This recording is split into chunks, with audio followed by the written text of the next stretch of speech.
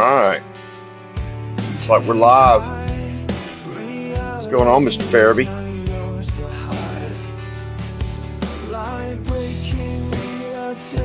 Can you hear me?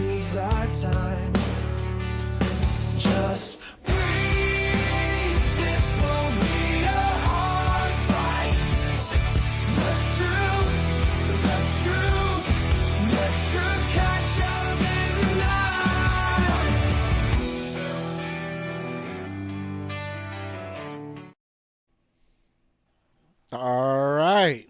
How's it going, Johnny? Good, man. Apparently that didn't work. No, it did. I watched the whole intro and everything. Really? Well, I wonder Yeah. why it didn't show it on my end.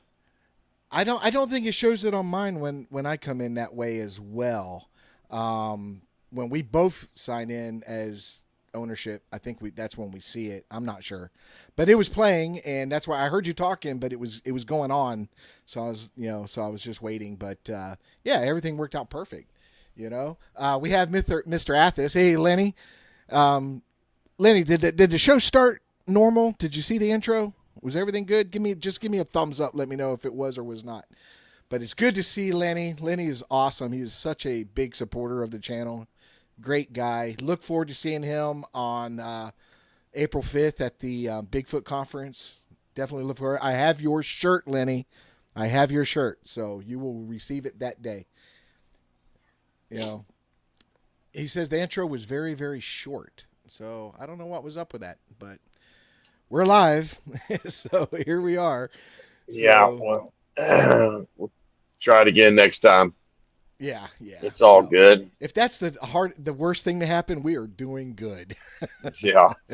I have to be honest with you, dude. Since I've been doing this for, even when me and Captain Joe did it, I've had nothing but problems out of StreamYard. So I think we're going to have to start testing other places out. The connection's always I'm shoddy, open. Yeah. you know.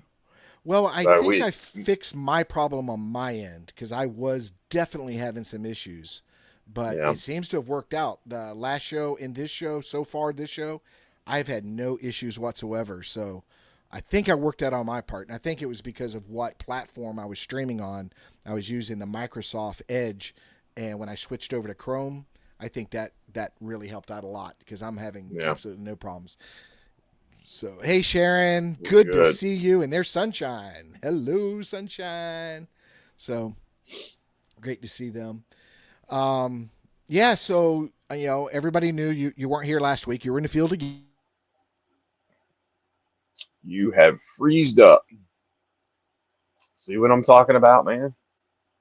Oh, buffering. Did you hear my question, Johnny? Sorry, folks. Like I was just saying, I don't know. Richard is a spinning ball of death right now. I'm like that Internet connection to 24/7. push. Maybe it's just me. I don't know. No, it happened on my end too, so it could have been StreamYard. Um, but what I was saying is you weren't here last week. You were out in the field again. And while you were out there, you were trying some new things. So how'd it go last week? I don't know if you guys can see me or not, but Yeah, on we can see Richard's you. end, what I'm looking at is Richard is not there, and there is a spinning ball of death. I don't know. What do you guys see in the chat room? Can y'all tell me what y'all see? Can y'all hear me? Because as far as I'm concerned, I see Johnny. I see everybody. I see the chat room. Is anybody not hearing me? Give me a thumbs up. Did have you heard Everybody? anything I said? Yeah, we can see. We can all see you. You're the. I can see you. I can, the see everybody in the chat room saying they see both of us. We could hear you. I see myself. Everything I'm saying is going fine, but you're Yeah, I locked don't up know. and going in circles. So I don't know if it's just my end or what. But But you can anyway, hear me. no, I couldn't.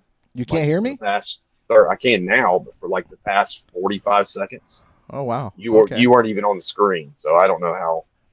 Yeah. I don't know. Well, Anyway, let's get to our guest and quit yeah. Let's messing get to around with him. this thing. Well, you've had some interaction with our guest before. You want to tell everybody Yep. about Dan and Yeah, I was just interviewed by him and Marie Dumont. They have a show that I think they have a couple other people they work with. Known Marie for quite a while now, but I just met Dan through that interview and sounded like he had some interesting things to talk about. So we asked him to come on our show, and here we are. He's been doing this for quite a while, from what I understand. All right. Well, let's bring him on. This is Dan Nedrelo. Hey, Hey Dan. guys, Dan, what's up, buddy? it's just good to be with you. Nice to chat again and listen to you guys in action. We got rid of our snow up here in Wisconsin for the most part, so we Did you? finally have the official spring starting about today. So we're running a little late Wow. compared to you southern guys, anyway. Yeah, man, we got snow like twice, and that was it. And it usually shuts down the whole of Atlanta and the surrounding area. Oh, I bet. We're not used to snow down here at all. So, and I love it. This is a shame. I love cold weather and I love the snow. Now, my wife, on the other hand, she can't stand it. So, my dream of retiring in the mountains will probably never ever happen. But Uh-oh, it's part of it. but you won't be far away from them, so there's No, I could visit at least. That's good. so that's good. I'm in Florida. How long have you I been don't doing do this, Dan? cold. I got Yeah. interested. It's funny because I'm an old guy now. And I got interested in this when I was 10 years old because my fifth grade teacher, Mrs. Weber, said the word abominable snowman. And I kind of, by that time, I knew I was going to be a herpetologist, somebody who studies reptiles and amphibians. There weren't any dinosaurs left, so officially. Well, Kelly Mbembe, of course, in Africa, hopefully. But anyways, then she hit me with that word and it just struck a chord. I'm very, very fond of large primates, and so I'm like, you've got to be kidding me. So I hit the encyclopedias and it referred to the Himalayas and Shipton and the mountains, and I'm starting to realize there's books that talk about questionable animals. I got to get in on this. So that's what sparked it. Now, what's funny is that same year, which happened to be, by the way, 67, and I happen to be 67 years old at the moment. The next thing that happens is here's a newspaper clipping on Patty. The Patterson film comes out. Now I'm like, you've got to be kidding me. I don't have to go to Asia. It's North America. And so then, of course, that opens up the number of books that are that were available. Ivan T. Sanderson's Abominable Snowman Legend Comes to Life. I checked that out. I ended up with the book in the library that I checked out starting in about 10 or age 10. Now, I didn't have anything happen to me for a couple of years, but interestingly enough, I was at a church camp when I was 12, seventh grade, 2 years later, northern Wisconsin in the Pine Woods.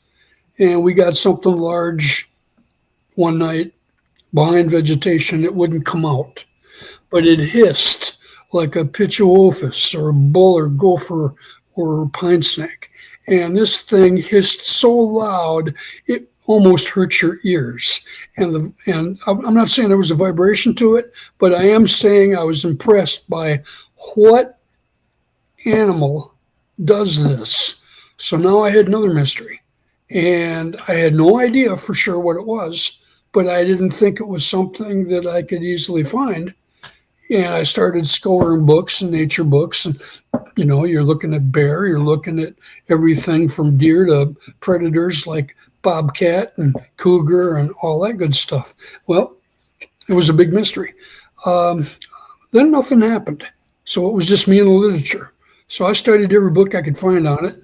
I ended up going on to college. I was kind of a orthodox person. I do stuff my way and not so much what everybody else is doing.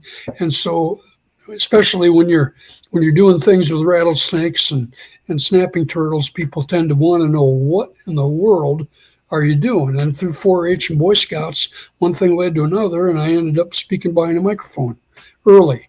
So I go on to college with a degree in vertebrate zoology, biology, and a minor in museum techniques for nature centers and zoos. I basically wanted to be a Marlin Perkins.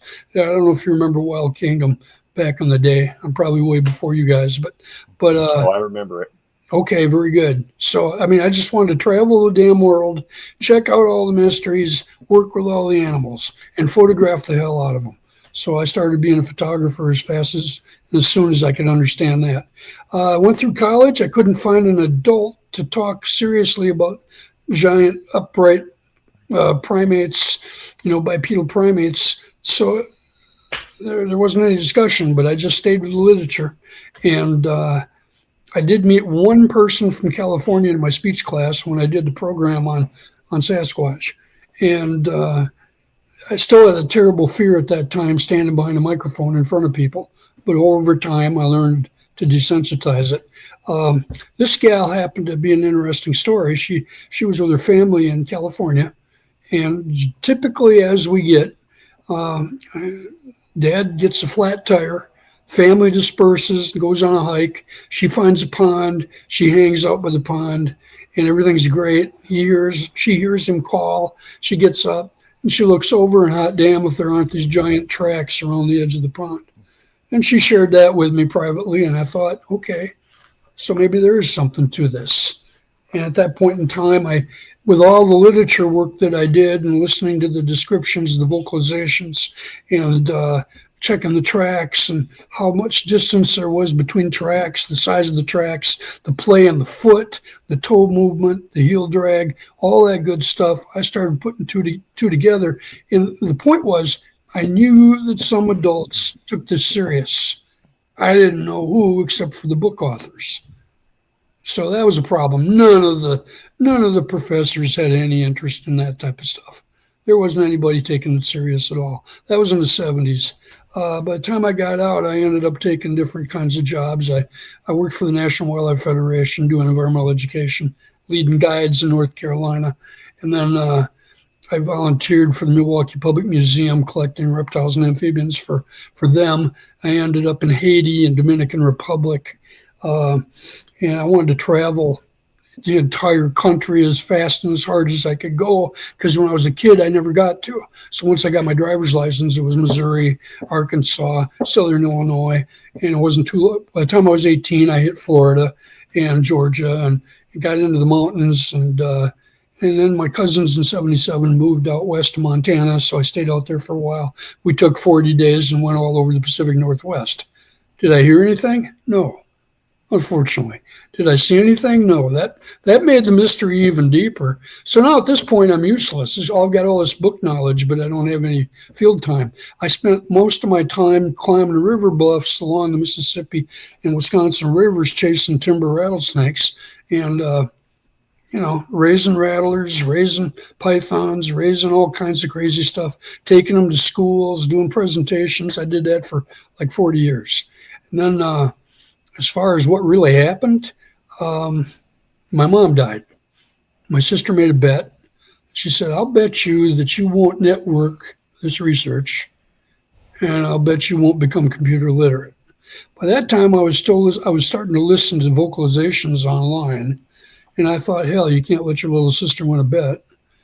And so I got online and started asking people questions. Well, it led to the BFRO, which of course is controversial with a lot of people. I've got friends in there now that are pretty darn good friends of mine, and some people in there maybe aren't quite as easy to work with. Eventually what happened was I talked to this guy and I started asking him questions like, so you guys got a racket going, or are you profiting from this? Are you helping people? Are you learning? What's going on? And I was asking this guy a ton of questions. Finally, he says, so who the hell are you and what do you want to know all this for? And I told him, and he said, well, what kind of background you got? And I told him. By that time, I'd been a DNR biologist for a number of years and contracted as a wildlife assessment biologist. It's funny, all the time with swamps and travels and hillsides and mountains and all that, I never ever once had any serious experiences. Did I feel watched in North Carolina in the mountains? Yeah. Did I find anything up in the river bluffs? No. But did I have little things happen? Yeah. But, a deer can make you feel a little surprised when they vocalize some of the ways they do. So I didn't think anything of it. I did find something in a swamp in Portage County, Wisconsin, though, one day when we were out late in the fall. And this had again been right around 1980. I've got a Kodachrome of it buried in my archives, and I still don't know what to make of it. It was almost as though you put a pile of branches together, and then you go underneath it, and then you raise it up, and then you lay on part of it and make it dry. And there was enough room for a person to get up underneath there easily. And I'm just like, this isn't something conventional that a person would make in a some of the groups that they have with survival type stuff. There wasn't any rhyme or reason to it. It was just a construction that would allow you to be dry that kind of blended in with the surroundings. So I'm very suspicious about that one. After I joined the organization, I didn't have a lot of local experiences, but I ended up going to other states. And so my actual first BFRO experience in the field was 9/11. And so when I got done that night in Iowa, working with a couple who had just moved there from Tennessee, we had the jets strike the towers. So it was a very strange, memorable day. You won't forget that day, will you? You won't forget that. No. And what had happened with me with the organization was they liked my background and my resume. So it wasn't long before they said, okay, here's the password. Would you like to help us with scat and hair and vocalizations and claims? And I'm like, well, hell yeah. And at the time, Mr. John Green was associated with the organization when he was alive. So I got to meet one of my book authors. So I was pretty happy. But I was also a little bit too cocky because I had all this information in my head, but I didn't have any practical experiences with all the things that you guys have had at that time. I still don't have a lot of the things you guys have experienced, but fortunately, the door is open now and the book is starting to open. So I'm having more and more things happen to me, which I'll share. So one of the first things that happened was I volunteered to go on a group down to Oklahoma. And one of the memorable experiences from there was when we got there, one of the guys noted there's footprints. We need to cast those. Well, the agreement was we'll cast them in the morning. No problem. Get up in the morning, guys go back out. And I was the rook, so I was pretty much the potato peeler. But anyway, what was interesting was they went over to cast those prints. They were rubbed out. They weren't there. So that was the first thing I'm kind of suspicious about. How were they? Now, when you say they're rubbed out, in what manner were they rubbed out? I wasn't there to view it, but from the descriptions that I got from the guys, it's almost as like maybe a heel of a hand or like an arm went over them or just kind of smoothed out the substrate. Huh. So that was either done by humans or target species. Somebody was covering their own tracks. Somebody was. So that was interesting. We ended up using a pheromone bait. And it's basically a combination of chimpanzee, human, female, orangutan. I'm not sure about gorilla, but anyway, like menopause type, female estrus. And so that was going to be used to see if that would bring anybody in. And we had an interesting experience with that. The fellow that was handling it, a pastor out of Alabama, had taken it, deployed it, and then went up in a tree stand not too terribly far from there. After midnight, or approaching midnight hour somewhere, something was hanging around his tree stand, but it wouldn't show. Wouldn't show at all. And he thought that was a little bit unusual. And after a while, there just wasn't any sound coming from it. So he presumed it left. And at about 3 o'clock in the morning, he gave a call to the other guys and said, okay, I'm here. We had a sow bear who was the landowners wanted us to take her out if we saw her because she was acting aggressive toward a lot of people. She had a cub or two, and so all animals are going to be eliminated. However, they weren't. We never saw her. That was good. So everybody was in at least twos. And two guys came back down the hill toward the man up in the deer stand, and they got fairly close, and all of a sudden, pow! This thing just exploded out of the vegetation and ran out and ran through more woods, and then ended up going down a hill and running a mossy stream bottom. They could hear him splash across, and then up the side of the bank. And that was reviewed, but it was just like a 1001, 1002, 1003, 1004, 1005, gone. And so he covered a significant distance, which was measured in a high speed amount of time. So we all pretty much presumed we knew what did that. So I didn't see any footprint casts. I didn't see anything but scuffs and things of that nature. But just the idea that running over mossy rocks through the stream, we know what that's character of. So Yeah. so that was one of my first experiences with the group. I ended up out in California helping to document with our bad digital photography with the low megapixels back in 2002, or it would have been 3.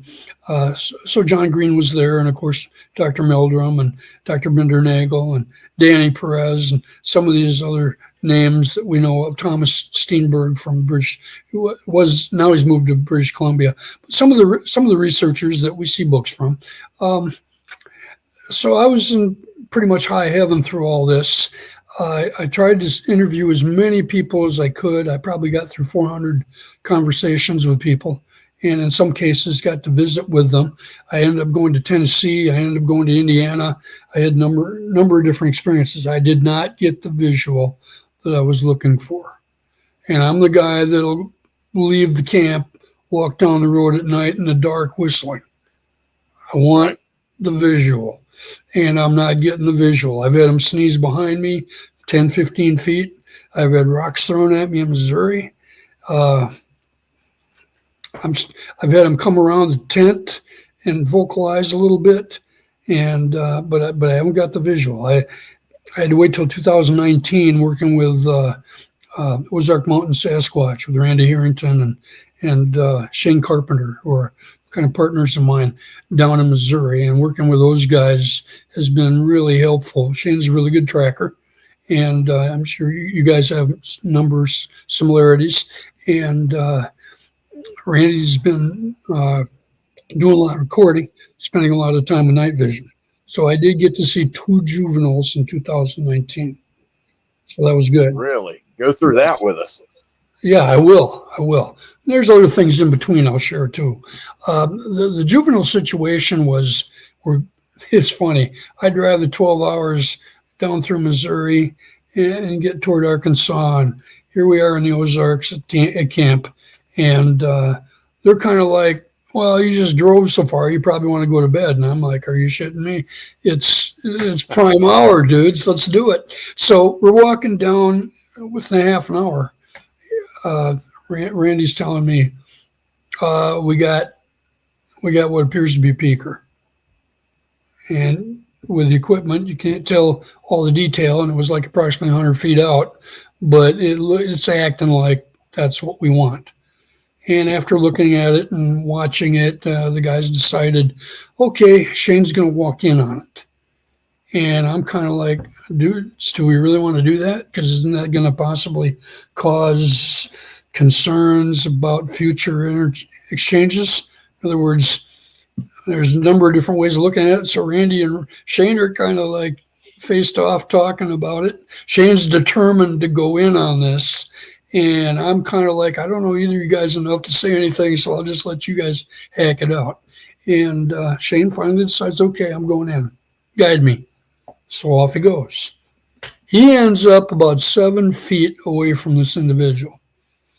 It's about 150 pounds, thereabouts. We got tracks from it, a little over 10 inches. It's got either a sibling or a friend that also punches close to that foot length. And Shane gets up on him about 7, 8 feet away, and he's looking at it, and it was quite an experience. So he's been on numerous broadcasts talking about it. Sibylla Christine Irwin, a friend of mine, is a very, very good Sasquatch illustrator, well known. And she had drawn one that she listened to on the phone described out of Oklahoma, a juvenile male. I don't remember the distance that the observer was watching it, but I do know that it was tree peaking, and she was there to be able to draw on the phone while she got the directions as to what it looked like. And so to me, that's one of the most viable, technically correct illustrations that she's done. And in talking with Shane after his experience, we ended up looking at that picture, and he said, that's it. And then he made some differences in the eyes and some differences in the hairline, and said that represents what I saw. And he said he did shine his flashlight in its eyes just on an auto reaction, and he got a silver gold type reflection back. That wasn't very nice to do, so he didn't do it long. But he sat down beside the individual and just sat there. Now, he's seen numerous individuals, so this was kind of a highlight for him. And he turned his back on it, thought about walking off, and then he thought, no, I'm going to go back and talk some more. So he did. And so here's either talking to it or just hovering in the vicinity. Then either the adult female mother or an older sibling threw a rock, didn't hit him, and let him know that there were others in the brush watching. So he got up and he walked back to us. We're high-fiving, talking about the experience, decided we better go back in the morning and get more information, see what the ground or substrate gives us, and then we turn around and we head back to camp. Now, what was interesting about that, we always had the recorders going. So when we went to sleep, the troop, my guess is 2 juveniles and mother, came into camp and went through all the items on the table, but they didn't make a lot of noise. But you could tell that there was some fingernail scraping on the table and things like that. So we were happy they came to camp, because that was my worry. Did we screw this up? Okay. So the next day, we get up late, and we're looking to go up the hill because Daddy's up there, or had been historically. And at the time, he was punching 15-inch prints. So a young male. So this is a young group. Up the hill we go, and they got 4-wheelers, and of course it gets a little exciting when you're going up some steep hills with that. We spent over 4 or 5 hours up there hoping that we're going to get somebody throwing something at us. Nothing. So nothing happened. So it's dark, it's late. We're going to, I think, grab a bite before we go to sleep. We come back, and Randy checks the audio, and yeah, they've been in camp. So we went to bed, didn't think anything of it, and got up the next morning and listened. And you could hear them go through. They were a little bolder on the items on the table. They went through all the items on the table. There's medical stuff at the end of it, and then you got, different supplies and different canisters and batteries and whatnot going across the table, recording equipment. And what was interesting was they got to the medical bag, and all of a sudden, 17 times, that medical bag was zip, zip, zip. They just zipped and unzipped it 17 times. So they like that. And then you could hear the cooler close. What the hell? So we checked that. And one of the fellows that was a member then had actually brought in, appropriately, monster cappuccinos. And I believe those were missing. So did y'all hear it open initially? No. Or just heard it close? No. Just the recorder picked up the closing of it. So it was an easy open top, So some of the experiences that those guys had earlier before me is very wide, and I'm going to suggest that you get Shane on the show because I'm sure he would be glad to share many of the experiences he's had. He's going to be far, far more interesting than me. But I was just very honored to be able to work with him, and I continue to do so. And luckily, this was pre-COVID. During the COVID years, out of respect, we didn't go on the property. Or Shane and Randy did not go. I don't go very often. I get down there maybe once a year, sometimes twice a year. That's about it. Usually once.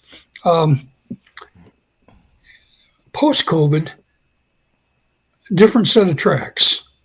There was still deer kill up on the top of the ridge from time to time from the male, who's now punching 16-inch plus tracks, providing that's the same individual. Number two, we got a female.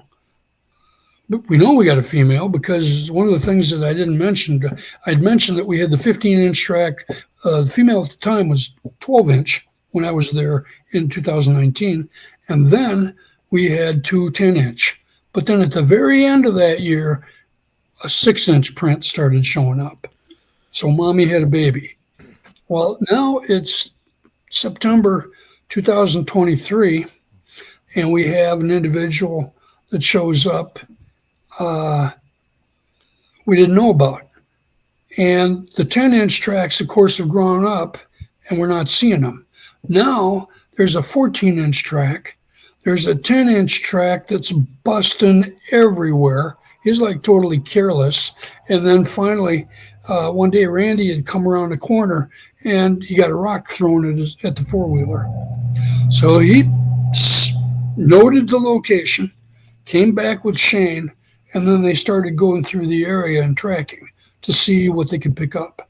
They picked up a 14-inch print, now from the mother. We're guessing it was the 12-inch from a number of years before. And then we got a 6-inch print, which was cast, I believe. And then they got this 10-inch print. So we've got the three, plus we know at least some alleged male is punching on the ridges from time to time. But during the time I was there, we had the juveniles and the female. I never caught wind of the big male at any point in time. So that study continues, and there hasn't been a lot going on there lately this last year, but there'll be more. So I'm looking forward to seeing where that goes. That's one thing that happened to me in 23, but I can go back to where I was in 2004 is when I left the BFRO after getting my feet wet with this and getting some vocalizations, but out of state. When I started looking in Wisconsin, I had a much better idea of what to look for, but I wasn't having any successes. And back then, people were still arguing whether or not wood knocks were even associated with them. At least when I started in 2000. 2010, I hit on a property. It was a rattlesnake call. And the woman told me, oh, I have a lot of wildlife here. Of course, being a wildlife photographer, I want to see that. And so one thing leads to another, and she's telling me that she's had cute cats show up, and she found out they were cougar. Well, that really... Wisconsin, like so many eastern states, is not supposed to have cougar. As we know, they come through. Some of them likely stick in certain locations. We've had kittens in a number of areas, including her property. Are they verified?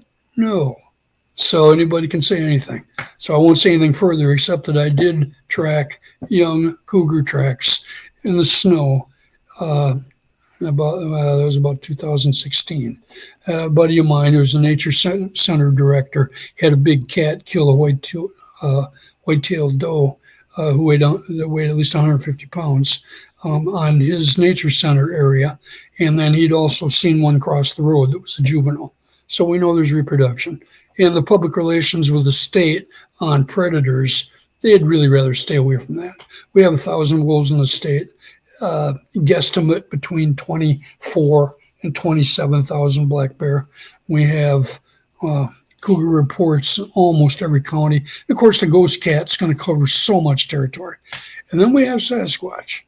So here I am on this property thinking, well, I wonder what other stories she's got. And she said, I divorced 33 years ago. And when I moved in here, this house was sand basement and we had to get that fixed. And by the time I got it fixed, we knew something was down there moving around, but she just thought it was a cougar. So anyway, she got the door locked. She went inside that night. First night she stayed in the house alone 30 some years ago. And by the way, she just passed away a little over a year ago at about 80. She said, I'm sleeping. Everything's great. All of a sudden, something outside is screaming so loud, it's giving me a headache. It's a skull-splitting scream. I almost felt paralyzed in my bed, and I sat there for 5 minutes, worried this thing is going to come through the wall, come through the screen window, come through the door. She's pretty convinced it's a cougar. Well, she moves into the kitchen. It's still wailing away. The dogs are huddled with her. They're sitting around the table, and rodents are starting to come up through the floorboards, and they seem to have a incapability of movement. In other words, they're impaired. They're like limping, and they're not walking like you see rodents scurry. It's almost as though they're being affected by something. And of course, my thought is this infrasound? I don't know. But something affected those rodents. Number one, to drive them out of where they were. And now here they are in plain sight and they're having trouble with their locomotion. So I don't know. That just alerted me to, I have no idea what happened. I have no idea what she experienced, but I am thinking this is very suspicious and I better spend time on this property. Well, during the next 10 years, I found tracks. My first vocalization that I recorded was just going across the valley at a low bass. I recorded that and I sent it on to a friend of mine in Colorado who's been doing this, and a friend who had them on his property in Montana. Both guys wrote me back or called me back and said, Dan, congratulations, you hit. They do that here. Now, I didn't see the sound maker, but I've just been getting enough information, enough experiences to think this needs to be, I need to be paying attention here. So what started happening over time was her clothesline was just a small circular one, but something would go to the house and pull the eaves off the house, big metal, tubes, and take them, a bunch of them, and then put them really nicely underneath the clothesline. That was question one. Question two, something would take the mossy rocks from the stream and bring them up and put them on her rock wall. She would have experiences with something. At first we thought it was a juvenile great horned owl, but it moved like a mammal and sounded like a bird, and it didn't match any of the vocalizations that I could find. I did record it. I've got it on old cassette tapes, and I never digitalized it yet, but in time. It would come to the house, literally, on the hill over by the edge of the house, and it would squawk. She would squawk. It would squawk. They would go back and forth. She never felt afraid of it. One day it got closer, and she yelled at it and said, you go ahead and make that noise anywhere you want, but don't you make it there, because you're scaring my dogs. And interestingly enough, it only happened once. And of course, you can take that as coincidence or whatever you like, but I found that interesting. One night I was out there and I had the greatest coyote recordings that I've had to date. They were so close. It was fantastic. I recorded it. And then, of course, I'm a little concerned about my batteries, so I shut them off. And I'm sitting there waiting, thinking, I hope I get something good tonight. And all of a sudden, it's like 2 minutes, and the landowner sneezes behind me. And I'm like, you got to be kidding me. And I turn, and I'm looking into blackness, turn and look at the house. It's like a significant distance away, like, I don't know, 80 yards, 7 or 90 almost the length of a football field. And I'm looking at that and I'm thinking, ain't her. We don't have people walking around in the night without lights. We are on the bottom of the valley. We've had all these experiences. What's here? So my next thought is one of the coyotes? No, because the location of the sneezer is up in the air. And that would have to be sitting on the hill, but it sounded so close. And then the next question is it a cougar? And I'm thinking that's possible, but what's a cougar following a coyote back? Cougar do prey on coyotes, but I mean, that would be more of a single situation rather than taking a pack on. Packs tree cougar from time to time, I'm sure, as well, especially if you got a young one that doesn't want anything to do with them. So I'm sitting there debating all this. I sit 45 minutes with my recorder on, waiting for something to happen. Shift in weight, a growl, another sneeze, anything. Movement, get up, walk away. I said 45 minutes, nothing, just nothing. And finally I shut the recorder off and I'm like, well, I'm guessing you might still be there. This was good, fun, enjoyed it. I'm going to go now and I hope we can do this again. That sounds silly to say, but that's just the mindset I was in. So off I went. Didn't have that experience again. I did get in winter tracks, but they weren't particularly detailed and they were over 5 feet apart. And the last good set that looked like a good trail was straight. It was that straight, I forgot the word at the moment, but the foot over foot angles, the way they walk straight line, compliant gait, and right to the stream. So that was interesting. Not once was food ever baited there, except the refuse that she would put out from extra meals, usually like carrot tops or things like that. So in a sense, she'd been putting food out year after year after year after year, but nothing really substantial, more like rabbit food. Okay. She never had any problems with bangs on the house. They did take the strip off the top of the house one time, and she did get a scream. She called the cops on that one. And consistency with taking the pipes off the house, yes. Some years, 4 or 5 times. Every time the pipes were taken off, they'd be laid neatly right underneath the clothesline, which is interesting. Statues picked up and moved. I tried to photograph all the stuff that I could. A table picked up and laid up against the house. Chairs, same thing. There was a place along the fence line that used to hold the dogs before they were just little lap dogs. Before they died, something was constantly in the same place because there was wear on the ground and the flowers wouldn't grow there. It's like something would always stomp that ground out. So, that was interesting. So those are some of the things that happened there. There were wood knocks across the valley.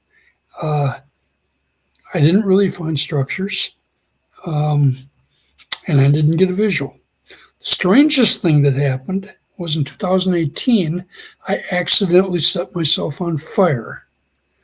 It was a bad burn. I had 17%. Wow. Yes, and you get the rayon in the clothes, and I was busy. I had a fire out of control, and so I was working on that.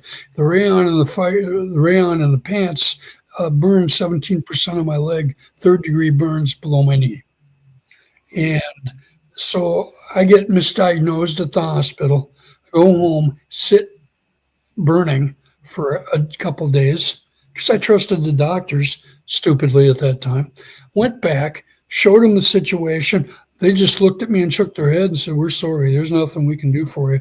You have to go to the burn center, and you better go right now. We've got an ambulance right here." I wasn't very happy, so I told them what they could do with their damn ambulance and hopped in my truck and drove 100 miles to the burn hospital in Madison, Wisconsin. Back up a little bit, Dan. What Yes. was the misdiagnosis? What were they Uh, telling you? well, the burn was much more severe than he anticipated. It was an elderly doctor that looked, my personal doctor, and he really wasn't in position to diagnose that properly, apparently. Right. So he had no business doctoring at that point. And of course, I'm always just hoping for the best and tend to make slight of a lot of wounds, which you shouldn't do. And that was the first time I'd ever had a third-degree burn like that. Right. And let's just say I learned a lot. I When bet. I ended up in a hospital, 17 days, skin graft surgery, and there's some difficulty in learning how to walk. And I don't suffer from it, but it's like you need to tend to it, because there's some pretty interesting scarring there. And then you lose different functions of your skin too. So anyway, long story short, I get back to the private property that I'm watching and look into, I've got different things going on, like little, I wouldn't say games, but little interactive things. Here's pennies on a tile, moving pennies around. Here's like the cement brick. It was at 7, or it was at 5 o'clock. I moved it to 6 o'clock, flush with all the other bricks. Next day I come back, it's moved to the 7 position. Just little subtle things like that. I was paying attention to it. I noticed some what appeared to be 8-inch scuff marks around, so I'm kind of thinking that might be who I'm interacting with, but I do not know that. Anyway, long story short, we had a trading block, and I'd put trinkets on there, and usually they weren't taken. Every once in a while, a little white rock would appear or something else. In this case, when I came back from the burn center, I got an orange fuse from probably some like garden apparatus, and I'm not mechanical, so I don't know specifically what that was. I still have it. And then the next thing I was given was burdock, and the roots were ripped off. And I'm like, so what is going on here? So I checked the medical aspects of burdock. The roots are a cancer inhibitor, and that was ripped off. And I'm thinking, good. I have no idea what's going on, but good. So then I'm looking at the burdock, which is like a sticker plant, and I finally look it up, and it's for problem skin, especially burns. Really? And I'm like, what the hell is going on here? So that was probably one of the most intriguing, interesting things that happened to me. I have no claims. I have no explanations. I'm just telling you what the hell happened. So let me ask you this. Yes. Did you get the burns on that property? Was it while you were out there researching? I did not. Was there any time you could think, like between when you started going back out there and then they left that for you, were you like treating yourself or something out in the open, or? Maybe I said something. Maybe I rolled my pants leg up, but I don't remember those actions. Right. So I'm as surprised as anybody. And that's not something probably a typical person would even believe. And I don't expect anybody to. But it sure as hell caught my attention. We'll put it that way. Well, I can tell you this. I'm one of those people who, and it's just because I've seen them. I don't necessarily think there's any type of spiritual thing going on. I could be wrong, but I will admit that sometimes there are things that are just like too coincidental. It just seems like almost like they know too much or something. I don't know. And then a lot of times we read into things too. So I don't know if that's me doing that or if there's really something going on, but I totally get it. I would probably think the same thing too. Like, what is this? I mean, that's kind of like right on the nose, man. You got a really bad burn and then they leave you something for really bad burns. I mean, I find that extremely interesting. And That is very interesting. I've since had other experiences that I have no explanation for, and they aren't as dramatic as that. But I'm invited to a property up toward Canada this spring. It took me 2 years to get to know the landowner, and he finally said, "Yeah, let's do it." And then we met in northern Wisconsin for 2 days so we could talk each other out just to make sure we were on the same page.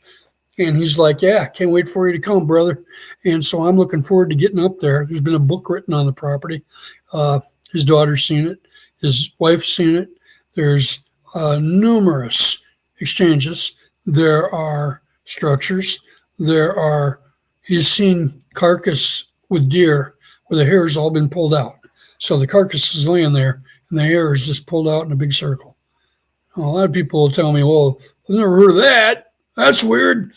Think of all the way human beings do things. We have methods and techniques up the yin yang, survival, you know, different levels of living, different philosophies, I think to generally scope the target species complex is one thing without individual exceptions is a little bit nuts. Some cougar prey on people, very, very rare.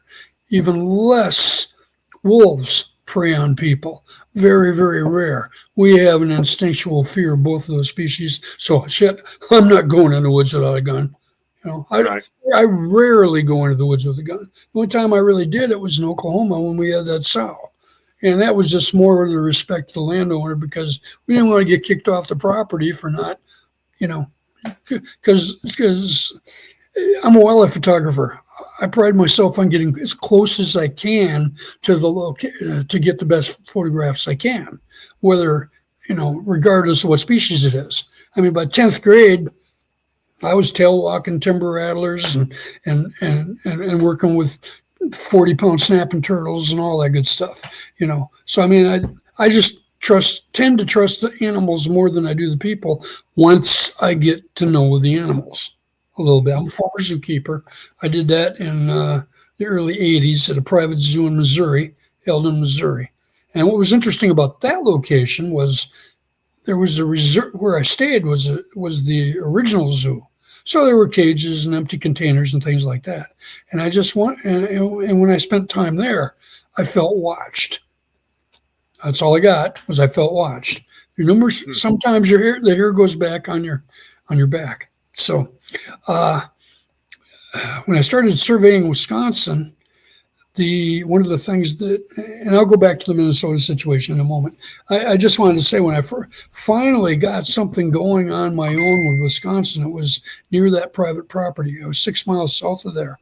And I was with my cousin and his son, and we decided to go out and just survey. We're just going to wood knock and just see if we get any responses. Because I didn't really, at that point, I'd really never had. And the first night we went out, we got 2 Ohio scream calls about an hour and a half into it. And my son was up the hill, and he comes down the hill, and I had just heard it in the parabolic, and I wasn't going to even say anything to these guys because I didn't want them thinking that I was nuts. And he says, "Holy shit, did you hear that? It sounded like the Ohio scream calls." And then I imitated it, and he goes, "You heard it too." And his dad's looking at us like we're both nuts. We're high-fiving. And then later that night, we got some return wood knocks. Okay. Well, I gave my cousin, his father, the parabolic. And I said, we're just going to sit and listen. He goes, I'll do that. And we're sitting there, and it's not too long before he's feeling a little uncomfortable and got to go to the bathroom, and we've been out all night. Let's go. Okay. Well, in the morning, he told us, by the way, just so you know, I was starting to feel uncomfortable. And I heard 2 individuals bipedally coming toward us. So he knows. And interestingly enough, Really? 5 years later, he got his first visual on a river bluff across from Iowa on the Wisconsin side. So we're all deer hunters, so we tend to glass the bluffs. You know, if I had $1 for every time I saw one but didn't recognize it as such, I'm sure there'd be a few bucks. I know one report stuck out for me out of Colorado. It was a runner. He was doing laps, you know, just running at night on the diamond or whatever, and he happens to notice on the other side there's a figure, and it's big, and he's thinking he's knowing what it is, and all of a sudden a car's coming down the road, and this thing bends down, throws its buttocks up in the air, freezes. Car goes by, and it stands up, and it walks off into the brush. He was done running that night. That's one of the BFRO reports that I thought was interesting. Comparatively, I was doing a speaking engagement for Boscobel schools down in southwestern Wisconsin at the confluence of the Mississippi and the Wisconsin rivers, where the Wisconsin River runs into the Mississippi River. And those lower Wisconsin River, we kind of deem as a potential corridor for a lot of wildlife, including Sasquatch, used in the hillsides and the river bottoms, by day and by night. And so I always ask my classes, if anybody's seen any unusual animals, would you please come up to me afterwards and we can talk about it? And the only real good example of that I got was this little 6th grade girl, and she came up to me and she goes, "Well, I got a question." And I said, "Great, what could it be?" And she said, "My dad was plowing down along the Wisconsin River, and he was on the field, and he happened to notice a big bush that was out of place. So he drove the tractor over there, and this bush jumped up and ran into the forest. Do you have any idea what that could be?" And of course, I said, "Yes, I might. I'd sure like to talk to your dad." And that ended in time, but it was sure a good example of go ahead and be brave, because you never know what kind of feedback you get. So, right. So we go back real quick before we get too far ahead. It's extremely interesting what you're talking about, where the runners watching the Sasquatches, or maybe Sasquatch is standing there watching the runner. A car is coming. It drops down with its hind end in the air. I'm assuming its head was lower than its butt. Yes. And when I'm thinking about that, I think about silhouetting, because that's the first sighting I had, full body silhouette, and it was at night, and the only reason why I could see it is because my neighbor's entire house was lit up. Right, it walked right in front of it. Yeah, but if that thing would have dropped down in that position that you're describing, right, there's no way to identify what it was at all. It makes me wonder,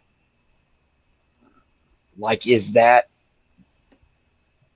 it smart enough to realize what its silhouette looks like? Therefore, it changed its position to change its silhouette. That's almost kind of what that sounds like. That's very, kind of, I'm grasping a little bit, but that sure.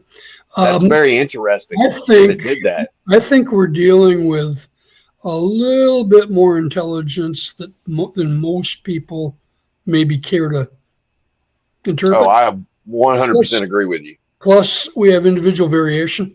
Some of us handle languages really well. 3-4 languages, no problem. I am completely into it. Some other dude, he or gal, they're having trouble stumbling around with one language. So right. Some of us are mechanics. Some of us are artists. Some of us are, really good at speaking. Some of us are really good at physical. Some of us are really good at other things. And we have this wide range of professions. I mean, some dogs are really good at what they do, and some dogs suck. And you can take that all the way to whether you're milking cows, or whether you're playing with lab mice, or whether you're it's like eggs and chickens. So my point is, knowing that Coco the gorilla could sign 1,000 words allegedly, if she had the physical anatomy to be able to vocalize those, she could say 1,000 words. If these guys are smarter than gorillas, which they may or may not be, depending upon how it shakes out, to me, it sure seems like it, especially with all the claims, which of course are unverified, undocumented. Some are recorded or allegedly so. Keep an open mind, as Doug Hychek always says, and man, what a mystery. So, but with regard to, that's the second report that I got where one would bend over and throw their butt up in the air. So I'm not seeing 63 reports like that, but I do have a case where I have a friend of mine. Actually, we had a little bar in a little town. And I'm so happy because my cousin bought property there. So we've got a hillside to work. But anyway, in this small town, there was a bar. And one of the guys that I knew, his son grew up there. And he told me one day, I happened to run into him. He said, I almost called you last night. And I'm like, what's up? I heard whoops. I'm like, well, that's big because your stream bottom I've always thought was key. And he said, it wasn't just whoops. And I said, well, what else happened? There was wood knocks all night long. Well, that's suspicious because so often it isn't like that. We've noticed that there's a correlation with fog where we seem to get a higher incident of wood knocks in foggy situations where vision's obscured. But that's not across the board. That's just a few experiences like that. And it wasn't particularly a foggy night that night, but he said, what scared me was I was up till 3:00 in the morning and I had rocks being thrown at my window. Now, that's interesting, but that just seems like another one of his teenager friends just doing that. But it's interesting that he claimed the wood knocks and he claimed the whoops. So I said, do you care if I come over tonight? He's like, no problem. I'm not going to be there. Family's gone. Perfect time for you. So I pulled in at midnight, rolled my window down, just sat back. Within a half an hour, I had wood knocks going down the stream bottom, which I recorded. And I don't have an explanation for it, except that I noticed the gravel in the driveway, and I noticed the line of trees that led to the swamp. And I thought how easy to just come up through the vegetation and cover, and then get over toward the house and flip a few rocks at the light. Well, we know that from our work down in Missouri, that one of the first things that's happening is the youngsters seem to come in, listen, sit back, and the rumor is they're waiting for snores or something that suggests people are down.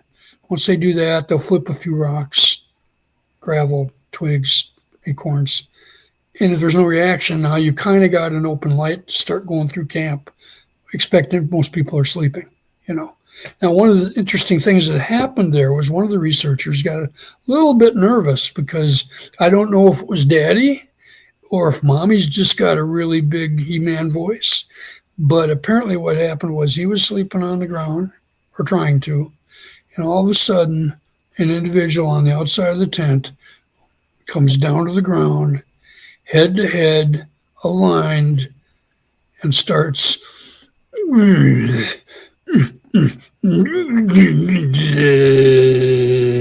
type grunting or whatever, and really made that particular person very, very nervous. I haven't had that happen yet, but I'm hoping to set that up so I can experience it, and I'll make sure I take extra pair of underwear or 2, 3. Yeah. So Been there. Have you? I'd love to talk to you, man. Well, it's about extra underwear. Yeah. So we won't talk about that. Okay. When I go to northern Minnesota, there's been some interesting things going on up there. One of them was that this man has been offered deer skulls on a regular basis. So he showed me a photograph, which I can send you guys. I got to ask him to get his permission, but I think he'll let me. He's got a hay wagon filled with deer skulls. There's like 40. He got a horse skull, and he got a beaver skull in there, which is interesting.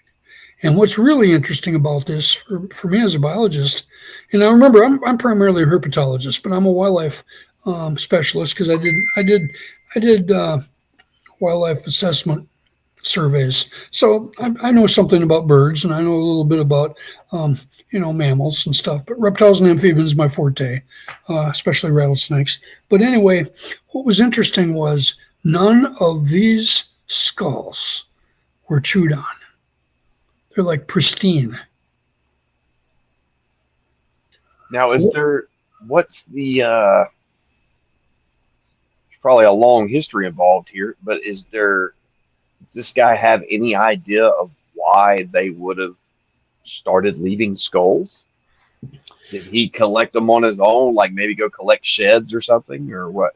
I'll Do you know ask how him. that? I'll ask him about that. I'm sure he's collected sheds. Um, that's a great question, and not one that I ever thought of to ask him. So I'll make sure we get that done. I do Well, the know. only I do know of other people that have been given skulls. Richard and I were talking about so many people have talked about the balls of light or light energy. Um, Mhm. and I've got a gal not too far from me. It's not happening now, but they saw a lot of questionable light. And of course, the question is, well, what would associate this with what we're talking about? Don't know that there is. Some people claim it. Who knows? But in her case, there were big footprints on the property, and a jaw, perfectly shiny deer jaw, was laid right over the swing set of their youngster. So It's a that's little interesting. creepy. Yeah, A I was little, about to a say the little same bit thing. That's a little creepy. a little creepy, but we get it a lot. When I worked in Indiana with a private group of five, I had 5 families I interviewed, trying to get information from them, which I did, but I got there too late because of, well, I'll just call it politics. If you've got 13 people making decisions and you know the most, you almost feel a little intimidated to share some of the things. You just kind of like let them dictate, and then you do what you're told. It didn't take me too long before I realized I really need to operate alone. So that's pretty much what I've done after the 4 years when I got out of the organization. And again, I learned a ton from them. Gained a lot of weight, but my typing went from 35 words a minute to 105. So one Yeah, thing I can type 200 words per minute, but it's in my own language. I Yeah. like that. I'm going to cheat and use that sometime. I like that. That's good. That's good.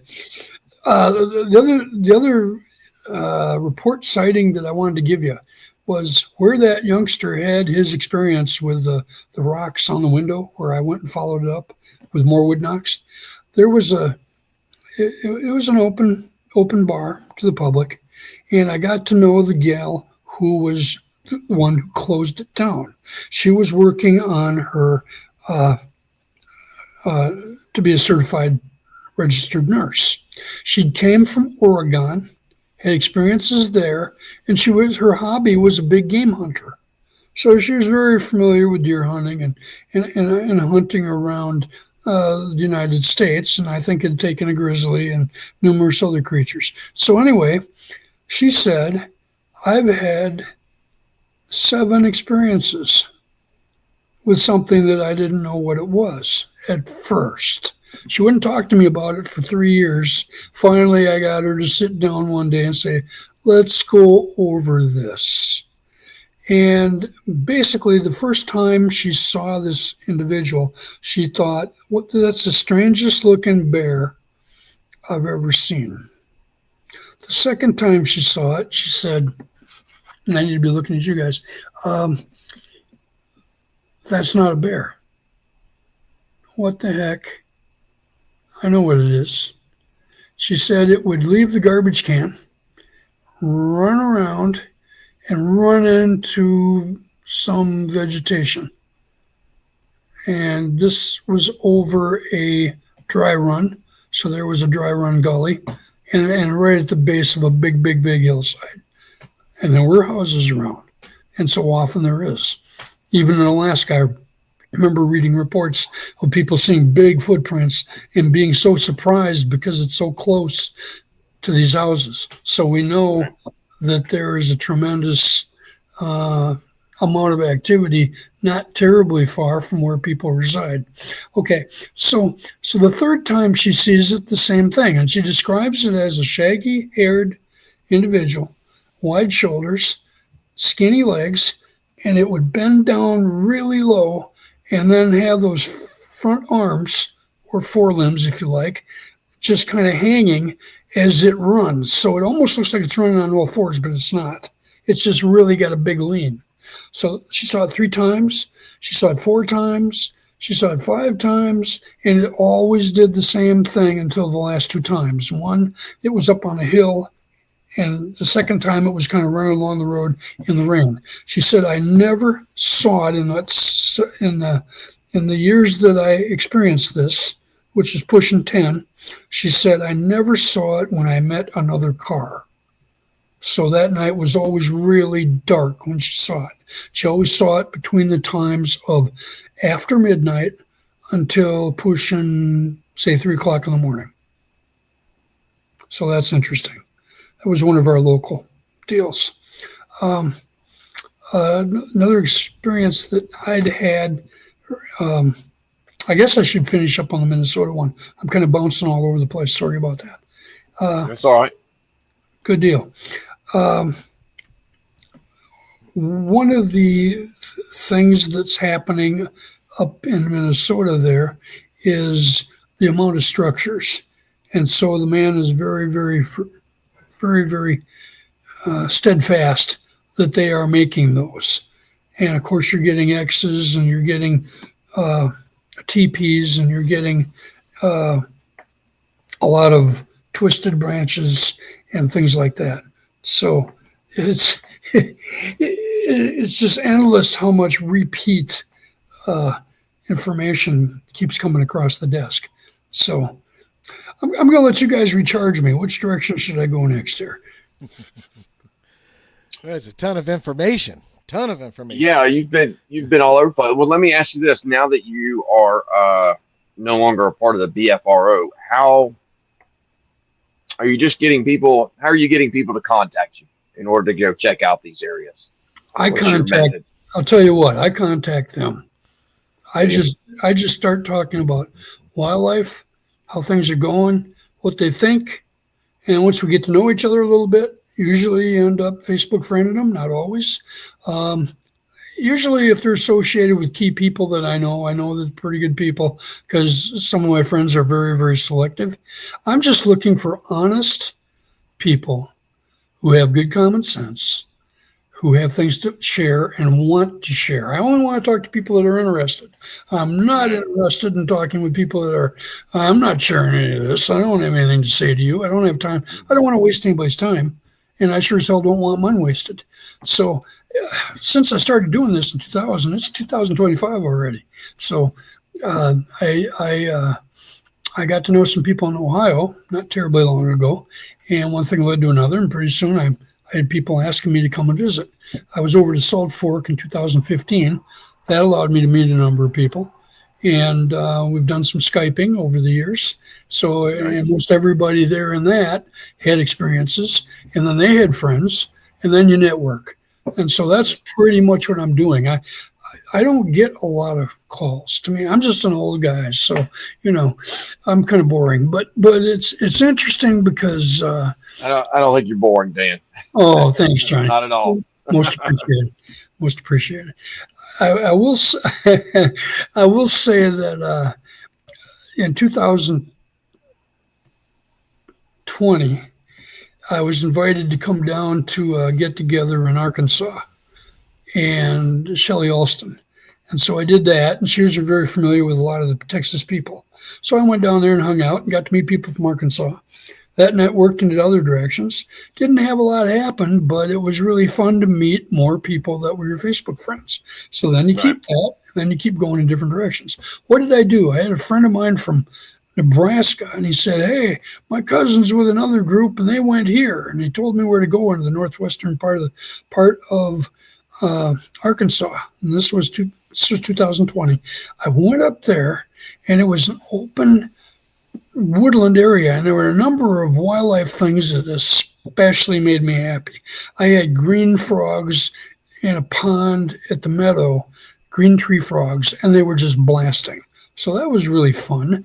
And then I went back to the woods where I was recommended to go because he had prior experiences before with camping and having Sasquatches come into camp. Okay, so I parked my Yukon and I am relaxed and I'm thinking, do I camp outside?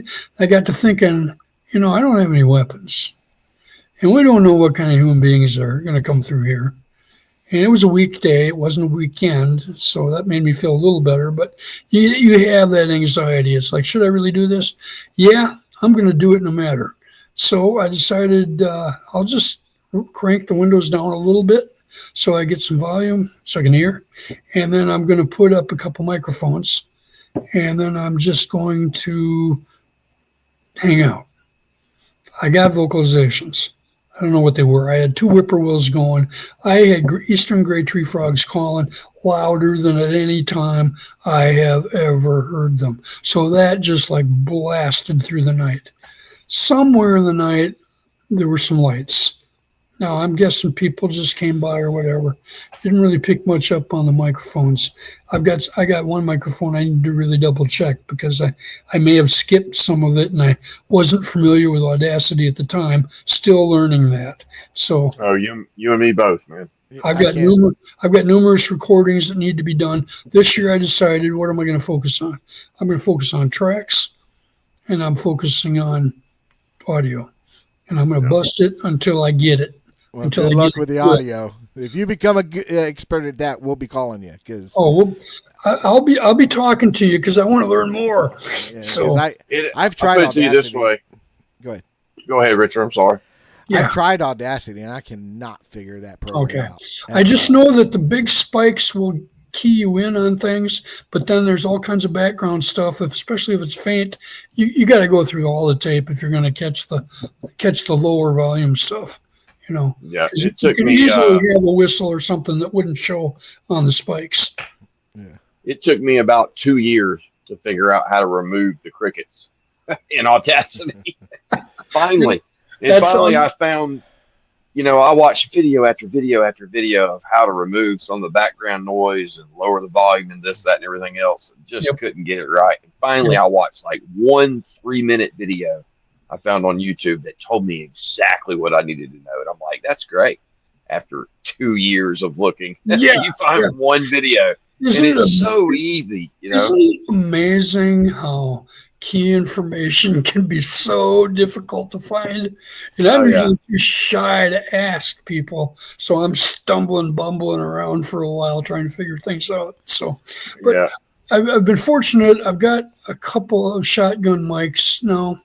And I've got one that I put in the storage unit. And hot damn, what box was that? I was also robbed last summer. I lost $2,500 worth of cameras, SD cards, lenses, things of that nature. I'll show you the gun that I'm working with now. If you just give me a minute. Oh, yeah. Yeah, hopefully we don't violate some kind of YouTube thing. There's plenty of gun videos on here. He's talking about well, it's actually a microphone. It's actually a camera Yeah. here. Oh yeah. Oh, look at that bad boy. That is a 400 Canon. It's not the giant monster 2.8, but it's a 5.6 and it's sharp as a tack. So that's my wildlife lens. And I don't have much for a cell phone, but I've got, it works during daylight, etc. I do want to say, too, that I had bragged and shared the information with Shane Carpenter. What had happened was we're all alive and everything, right? Okay. Yeah. So basically, with that individual with the 10.5-inch print, there were 2 visuals on him. Shane did get to see him alongside the roadside ditch. They left a half track when he spun out. And then the documentary team also. They've got people with good video cameras just trying to document every aspect of every move they make, and whether recording or measuring or finding tracks or tracking or what equipment's used. And Randy has a very, very powerful drone that he uses. Anyway, one of the gals got together with one of the other photographers to go down the creek to, take a leak. And by golly, if they didn't get a run by. And I don't remember exactly how far, but maybe 40, 50 yards. Quite dark individual, not huge. But again, we guesstimated the other one that Shane had seen at about 150 pounds or so, maybe 5.5 feet tall, something like that. So it's slender. So we have had some visuals there fairly recently. The beauty of this was this guy was punching tracks all over the place. So they've got like 35 casts of his feet in all kinds of positions, with the toes and the slide and the pliability of the feet and all that. So there's some more interesting things to study. I got to get down there and look at the evidence and just start really going to town on the detail aspect.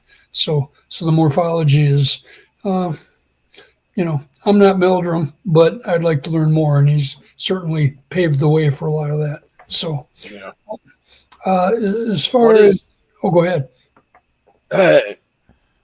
What is the most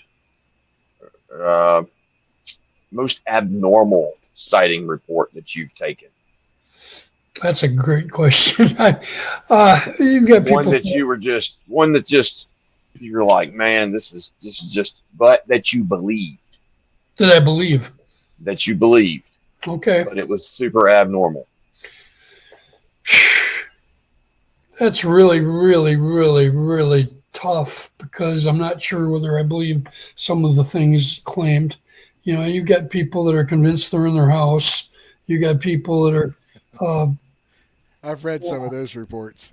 What's that? I've read some of those reports where Bigfoot entered my house and exactly. left some gifts on the kitchen table. Yeah. So until we get more documentation, that's interesting. We have a situation here in Wisconsin, and I just thought of one more thing I should share real quick. I was in Georgia real fast for just a couple of days. Ended up got to go to the Exploration Museum over with David Bacara there, and on the night that I stayed alone, I got the top of my Yukon slammed where it made the vehicle rock. Where were you at? I was not terribly far from where you are, in southwest area off of Atlanta. Really? So, yeah. I did have, what drew me back to this was some work with a gal 2 hours south of Atlanta in Georgia. She had footprints on her property. I got to see them, and I sent her a parabolic. The parabolic was on a table, and she told me, "Aren't you afraid they're going to take it?" And I'm like, "No, I think it's too new." And we had an individual step on a tarp and walk up the steps and pull the parabolic mic out of the dish, and so it was hanging by the cord, swinging when she opened the door to go out and look at it. And the footprint was just under 14 inches. So that was an interesting experience. That is pretty interesting. Yeah. Now, the other thing that happened that was a little weird, not real weird, but I mean, it's like, what do you do with this? On my cooler, there were 2 oak leaves, 2 different species, symmetrically placed beautifully like an artist painted them there on top. And we didn't have any wind, and I couldn't find the damn other tree species. So I don't know where that come from.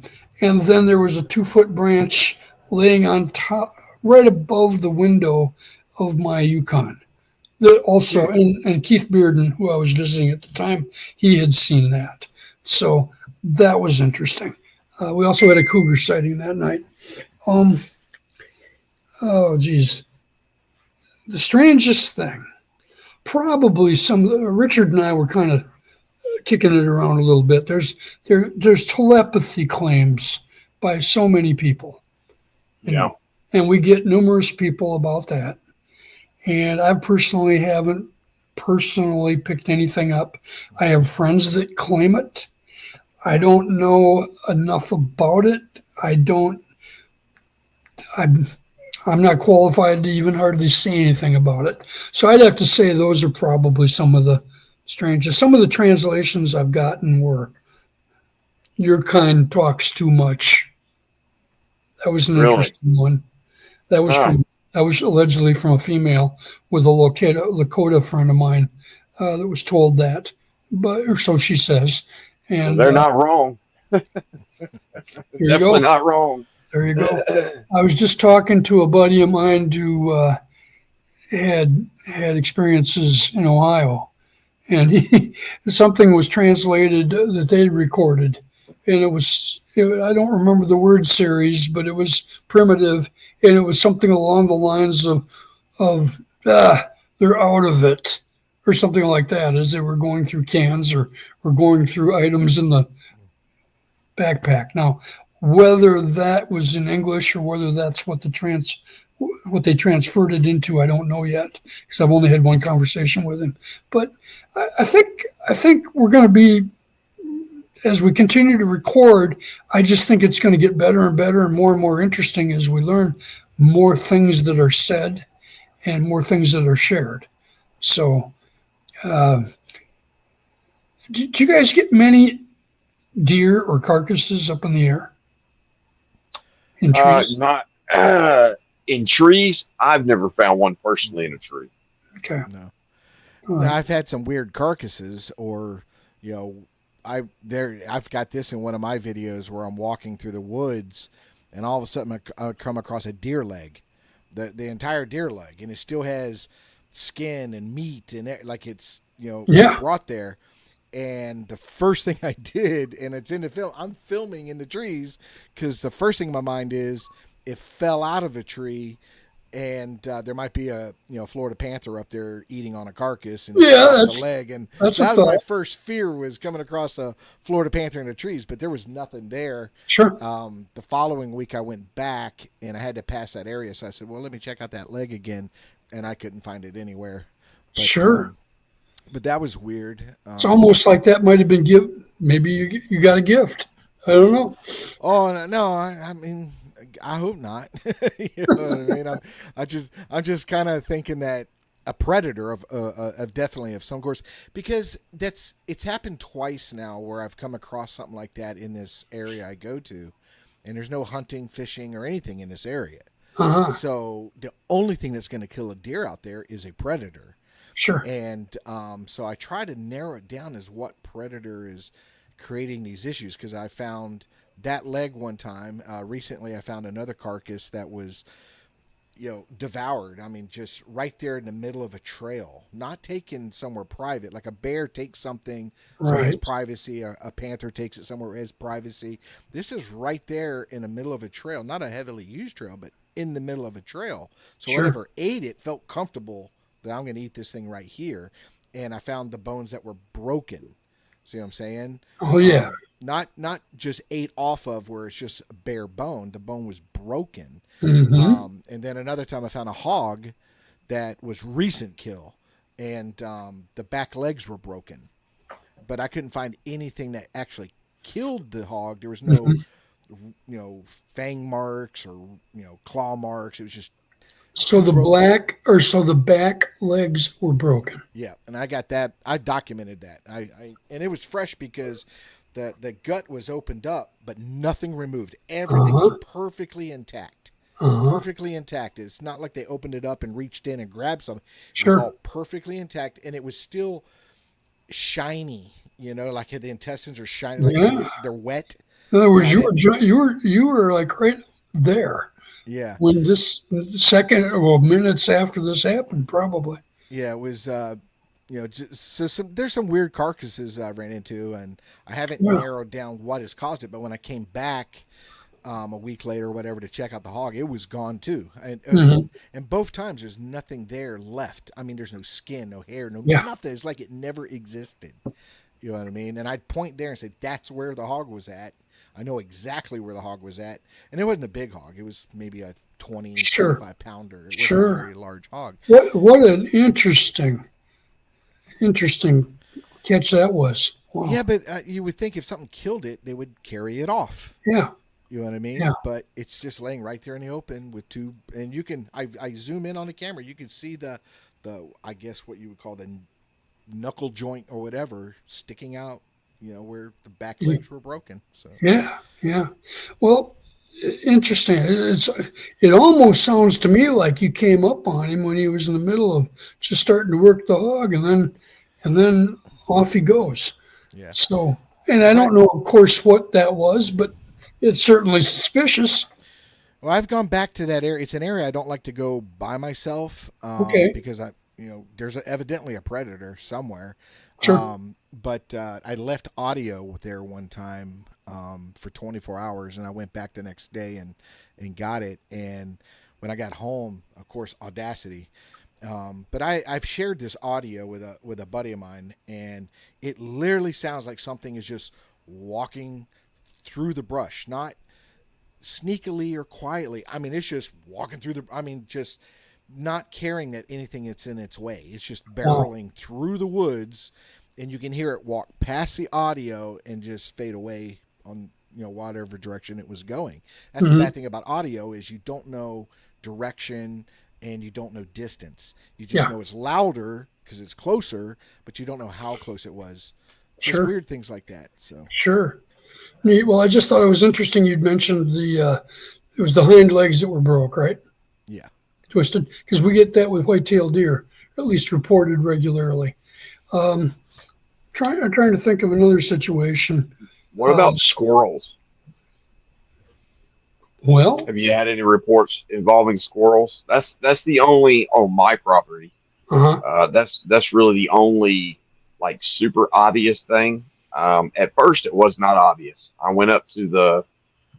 I was checking out an area where I had found where I was leaving eggs, and then a Native American skinning rock was left in that area after I started leaving the eggs. And I went and checked that hill, and I walked up, and it was the front half of a squirrel, and it was like it was just completely chopped straight in half, and there was no blood or guts all over the place. It was just like a clean cut top half of a squirrel laying there. And I thought, well, I probably just sneaked up on something. I know there's a bobcat that I've caught on thermal out there before. Maybe it was that. So I just I hmm, left it alone. sure, The sure. very next day, my wife calls me. It's either the next day or the day after that. I can't remember. I've got a video that I put up on the channel. But she calls me up and says, "Hey, there's a dead squirrel behind the chicken coop."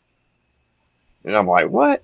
So I get home, I go back there. Sure enough, about 5 feet behind the chicken coop, there's a squirrel uh, laying there, and it looked like it just fell asleep, like just as perfect as can be. And it was dead. Hmm. Nothing was wrong with it. But it was like, so I'm leaving eggs, and then I find half a squirrel, and then the next day there's a full squirrel behind my chicken coop. Like, what are the Hmm. it seemed kind of odd to me. It seemed Yeah. a little on the nose, but now I have heard stories, which I'm sure you guys have heard too, of these things hunting squirrels, like hitting on trees to try to get the squirrels and stuff like that. But We what we have had you that heard? we had that with raccoons in Michigan. Did you? So, yeah. Uh, I have to mention this. We were talking about one of the gifts that the people in Indiana got was a deer leg folded with, I can't remember, it was either a squirrel, which probably was, possibly a cottontail with a pine cone. And it was almost, Hmm. they photographed it and before they got rid of it because it was kind of hideous with the with the kids and all that. But it was artistic, and they found it on their doorstep. And Hmm. when I first, and this is worth relating, when I first got to this group of people, I got there too late. So there wasn't activity. And I wanted to talk to everybody before I left. And I did that. But I was greeted the first night by a little 5-year old girl. And she came up to me and she said, "You've been talking to Grandma. You're Dan." And I'm like, "Yes." And she told me her name. And then she said, I have a friend. He comes to the window and he's got a great big smile, but he's not very nice looking. And I thought, Really? oh. And I said, did you get scared? And she goes, oh, he's really nice. He's just not, he's kind of ugly. So I'm just kind of like, and I'm looking at her grandmother, who looks at me and says, "Now, don't you write down her name." And I'm like, "Oh no, absolutely not. I won't do anything. I mean, this is just for so we can share and all learn." And then later, the little girl kind of comes up to me and she goes, I told you about my friend. And I go, yeah. She goes, you should see his daddy. We call him the Bear Man. So now I'm working with the gal, the grandmother, who's kind of like in charge of all these neighbors who have had experiences. So I get to individually work with all of them just to catch their flavor. And one of the things I'm finding out is she's got a recorder hooked to a hooked to a just a cassette recorder, and she's got the microphone sitting on the outside of the screen window. And I'd heard recordings where you can hear something come up and breathe and tap on the recording and kind of rub its fingers on the screen and kind of that type of thing, and then walk off. Now, my grandmother lived to be 94. She talked to Matt Moneymaker before I did. And what was interesting was as I continued to take care of her and be in the BFRO, we got all kinds of people calling us through interviews. And sometimes I would be on the road or working or whatever. And I'd come back, and all of a sudden, my grandmother would be like, in this case, she was talking to that grandmother, and they'd been talking a half an hour about all the things that were happening. She goes, hey, I forgot her name. I'll say, this is Phyllis. You can talk to her. She's worried because that big black one's kicking the dog all the time, and she's worried about what's going to happen. And so I'm like calming this woman down and saying, how's the dog? Well, he's wagging his tail, but he sure stinks. And I'm like, if they were going to hurt him, they'd hurt him. I think they're just running together. Don't worry about it. And again, this was in 2002 that this was going on. So what I ended up getting out of that group was that some of the adult Sasquatch would come in and watch the kids play ball. They'd stand in the ravine and just watch all the antics of what's going on in the yard. Nobody's getting scared. It's just like it happened to be neighbors. That was kind of the take I got. Supposedly there was a good concentration of them. Supposedly there were helicopters in the area. And so there was questions about what was going on at night. And then on top of that, I got to talk to the mushroom hunter guy. And he gave me some sort of overall description. He said, I heard two of them the best. He said, they came back from the soybean fields. And he said, boy, you should have heard them because they had just harvested the soybean field. And they went up the field and there wasn't any soybeans there. So they were mad and they were yelling and they were growling and they were doing all this. Anyway, one of them hits the ravine. One of them goes up on the hill, and they're yelling back and forth at one another. And I'm listening to this, and I'll finish this story because it kind of goes over into Wisconsin. But he ends up giving me a vocalization of it, and I just kind of like, yeah, right. It was very Sierra sounds. And so I'm just kind of like, yeah, right. And I ended up going off with another fellow and visiting his uncle, and he told us a great story about where they got done milking and they were all sitting around and they were listening to the neighbor because there was a pig screaming. And this pig was just screaming. And then you could hear the tractor start up and the pig is screaming. He's out of the pen now. And he's like, the pig screaming and he's on the edge of the yard. Now he's over toward the field. Now he's over toward the woods and the tractor's going and heading that direction, and all of a sudden they get to where the fence is, right at the woods. No more screaming pig. Everything's silent. The guy on his tractor turns around and goes back to the house. That particular fellow had told me about deer carcass piles, turtle shell piles, and other bones and things neatly piled, which reminded me of a report that I got out of Minnesota a fur trapper. His dog stayed and hid underneath the house. And when he came back out after, the dogs were reopened all night, and he was like, "What's going on?" He goes over to his all the carcasses that were on the hay wagon, and here 3 beaver were pulled and eaten nicely and stacked like you'd stack trout, and there were butt prints in the pine needles of something big that had sat down and ate these beaver carcasses. So, so that was interesting. I just thought you might get a kick out of the fact that when this guy imitated the Sierra sounds for me, I didn't believe him. And about 10 months later, I'm in Wisconsin toward the Minnesota border, and I'm working in an Indian reservation. And it turns out that one of the guys I talked to, who was going with one of the gals, he said, "I was out with my nephew. We were camping, and we were chopping wood, and then we went to bed, and we were kind of playing cards, and then we went to bed, and in the middle of the night, it's getting toward morning, I hear somebody talking, and I can hear somebody on the other end of the woodlot over by the field talking, and they're going back and forth, and I'm like, what the hell is going on?" So I unzip this tent, and all of a sudden it turns into a whistle. So he gets a big shrill monotone whistle over here, and then he gets a return whistle over here. Gone. So I asked him, what the hell did it sound like? And so he started imitating it, that kind of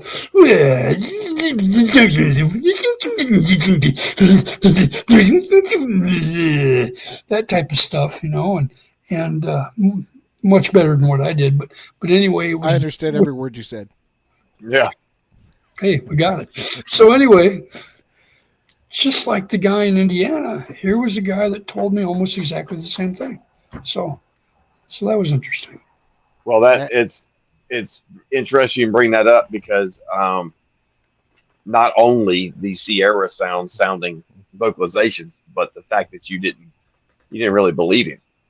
The guy that he's on our team now, Happy Harris, but he came forward with his story that he was out deer hunting one time, and 2 of these things came up behind him, screaming at him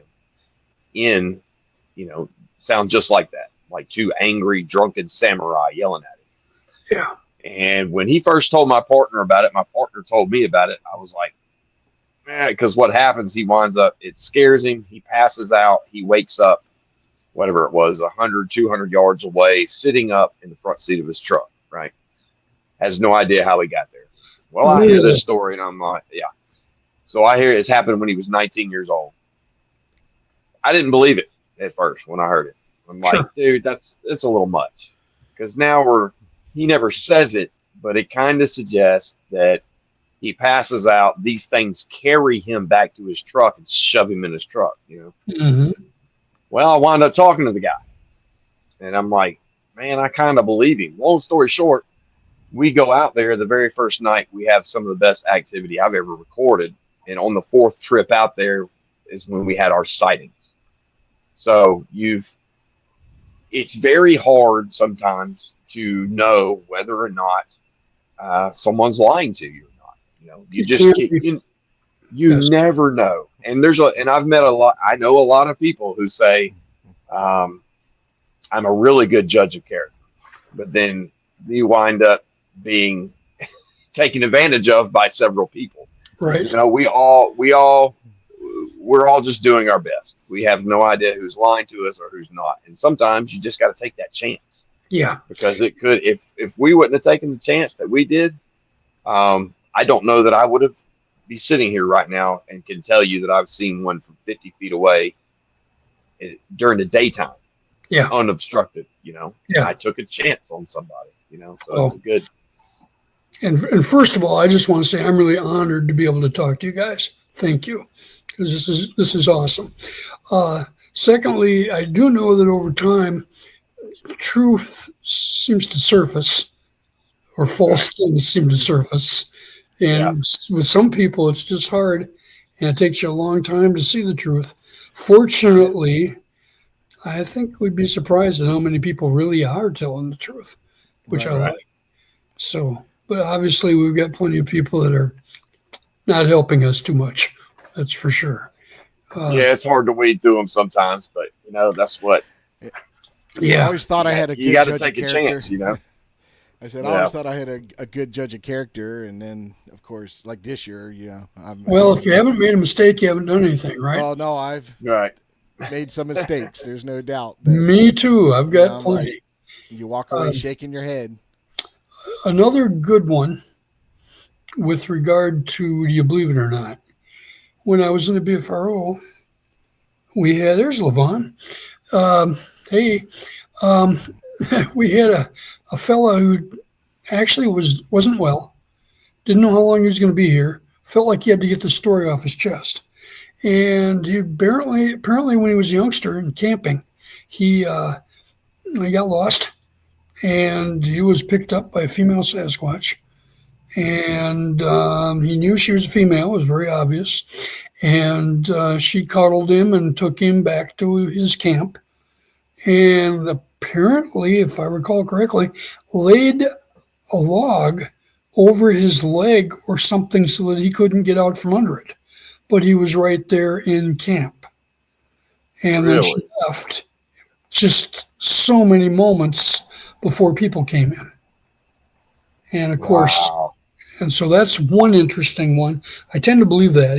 He claimed some mental telepathy from her. And again, I'm not one to know. I've got some surface information on that, but it's never happened to me. But it has apparently happened to friends who I would have never guessed that they would ever believe something like that. But some of them have interesting claims, and maybe we'll know more in the near future. Hopefully, one of those stories that you'd asked about. Did this happen, or did you believe it? Apparently, there was a kid that had a very aggressive father. This was relayed to me secondhand by one of our team members, Gary Schutte, out of the Missouri Ozark Sasquatch group. Um, anyway, this fellow was out of Minnesota. And apparently, what happened was he was running from his father and running from people. He got into a swamp, and somewhere along the way, he got stuck. And so now he's literally in a peat bog swamp, and he can't get out of there because of a combination of the suction and just the reactive material of of the substrate. So here we have a guy who's not very big, kind of terrified, and apparently this large, again female, Sasquatch comes in and literally pulls him out and takes him to the side of the road and then just goes into the forest. So there's another one. Did it happen? I wasn't there. Could it happen? I guess so. We saw what happened with one of the kids that fell into the gorilla pit where one of the Oh yeah. females Right. grabbed him. Man, And that was a sad situation. Yeah. yes, yes.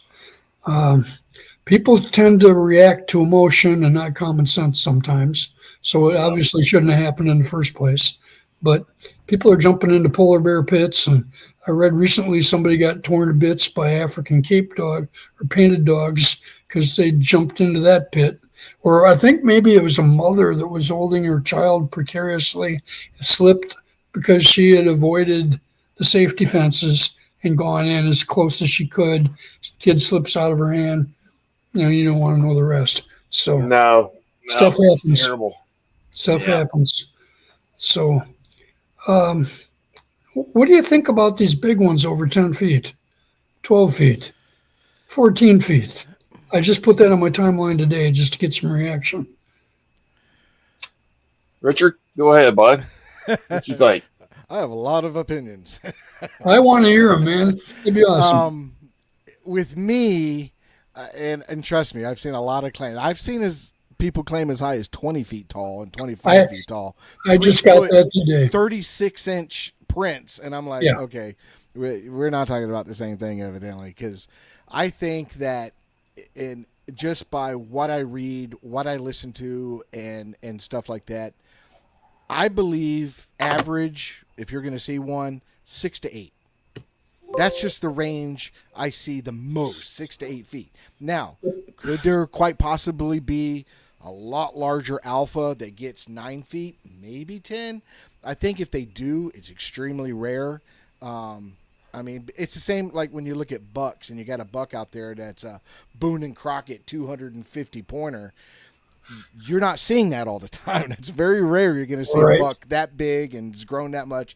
And I think that's where I lie with these larger wins that if they do exist, I think they're, like a buck. They're way smarter. They hide while the does and the babies and everything's in the field grazing. They're hidden and they're watching. And I think, so I don't think you're going to see them like you would see, but I lean more towards 6 to 8 feet with most of the stuff that I read and hear and people's sightings, you know what I mean? But again, when you see something in the forest, it's really hard to determine height. It is, unless you're measuring. And a lot of things like, and a prime example is out at the property that Johnny goes to, and I've been out there. And it's really weird because I see old pictures and I see current pictures, but this one tree branch that comes out from the forest line is in all these pictures. So this branch has been there for a very long time. From a distance, you think it's one height or a certain length. But when I watch the guys come out of the woods and walk past it, it brings it more into, okay, it wasn't the size that I thought it was. It's smaller or it's bigger, depending on, what it was at that time. But distance plays a key role on size and stuff like that, So I think the bigger ones are probably more misidentified in height, not purposely, but accidentally. Sure. And then the terror factor, that can't help. Oh, absolutely. Yeah. I don't know. I don't, to be honest with you, I didn't think Sasquatch was possible in general, so I know I could see getting up into the 10 feet range if we're just basing it on like other species like bear, like normal around here in Georgia and Florida, you're looking at, around 6 feet in general, 6 to 8 feet. And then maybe the further you get north, I could see that happening. I can definitely see that. Sure. But like I said, I don't know what's possible and when it comes to stuff like this, I just kind of have to go based on, what I've seen and what people who I trust have seen. There's a lot of stories about everything. There's stories about them being dropped off by spaceships. I don't know. It's just all over the place, but I don't. Yeah, it's funny you say that. I have a real hard time. I don't like to put, just like when it comes to the paranormal aspect or I started using the word liminal, in between. Just because I don't think, I haven't personally seen the connection yet that Sasquatch are connected spirit, that they're spiritual animals or that they're interdimensional and all that stuff. I'm just going based upon what I've seen and what I've experienced. So I don't believe that's the case. But then again, I know I don't know everything. And I've always said that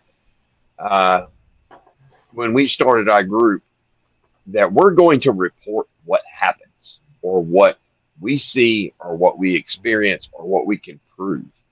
If we are out in the woods one day and there's a ball of light and the Sasquatch jumps out of the middle of it and runs off, I'm going to be the first one to tell you, hey, look, I don't like it, but this is what I saw, So that kind of goes, I try not to put a whole lot of limits on what could exist, I guess is kind of my point. So, but dude, I tell you this, even a 10 to 12 to 15 foot Sasquatch, I couldn't imagine the amount of fear that would just absolutely. Right. I mean, that's massive.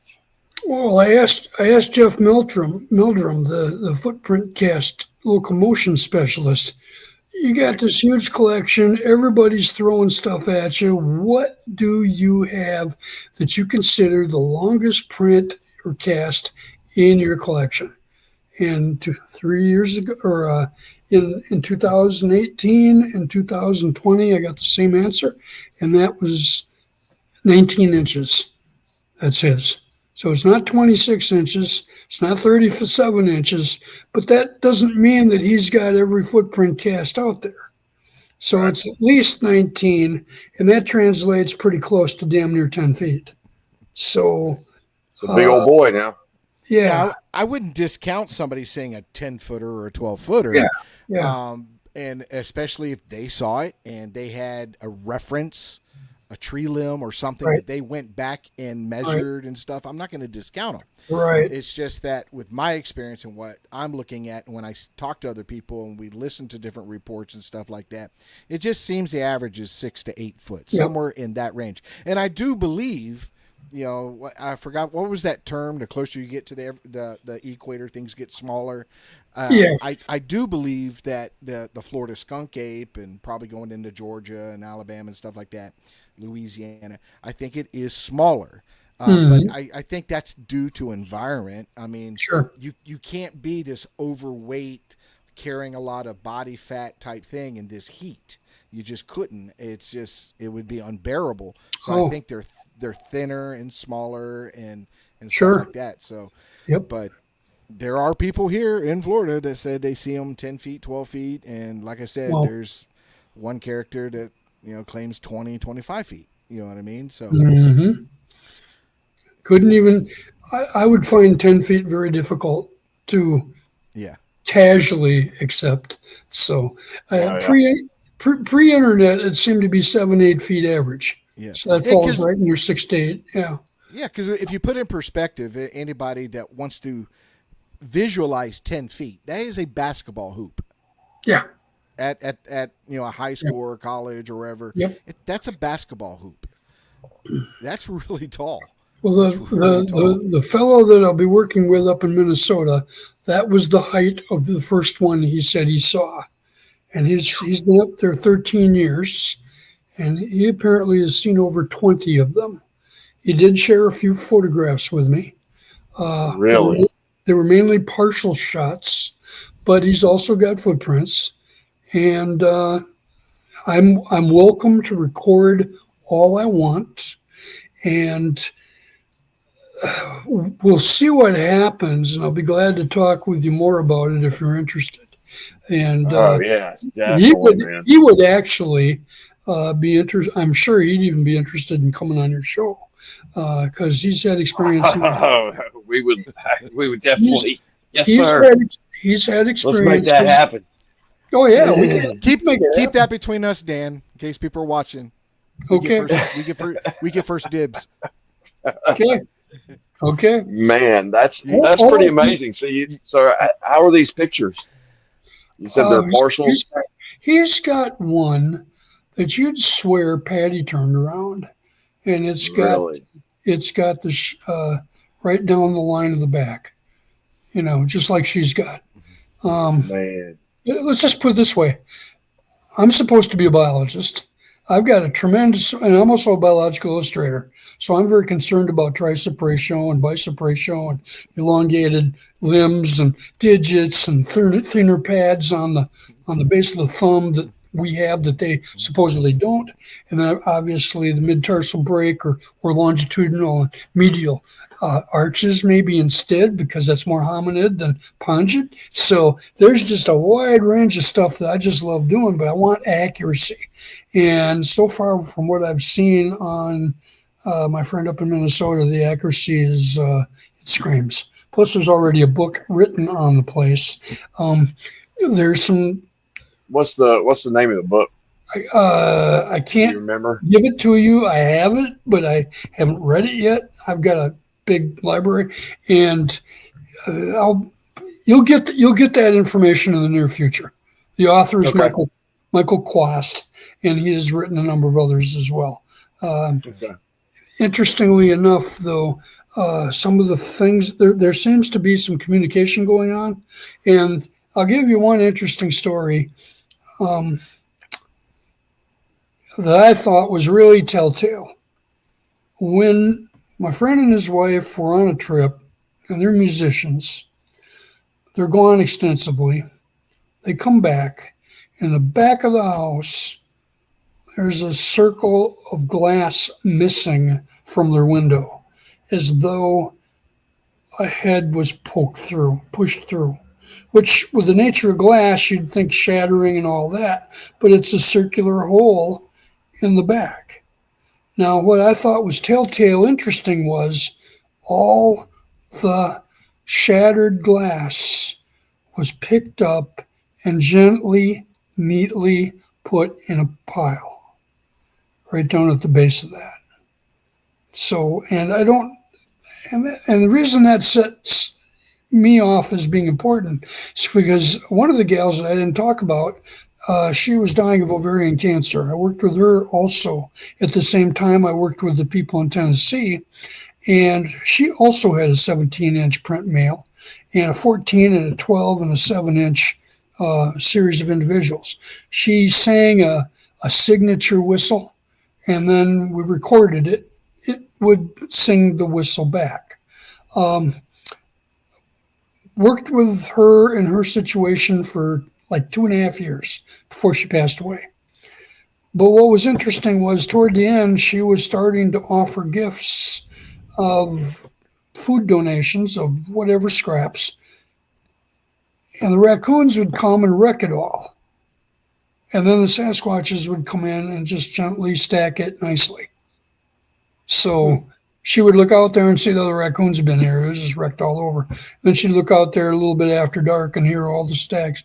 All the plates are just stacked up nice. She had limited mobility. They would walk in her tracks when she would go down to she'd limp down to the river once in a while and turn around and come back and here they'd be stepping in her tracks.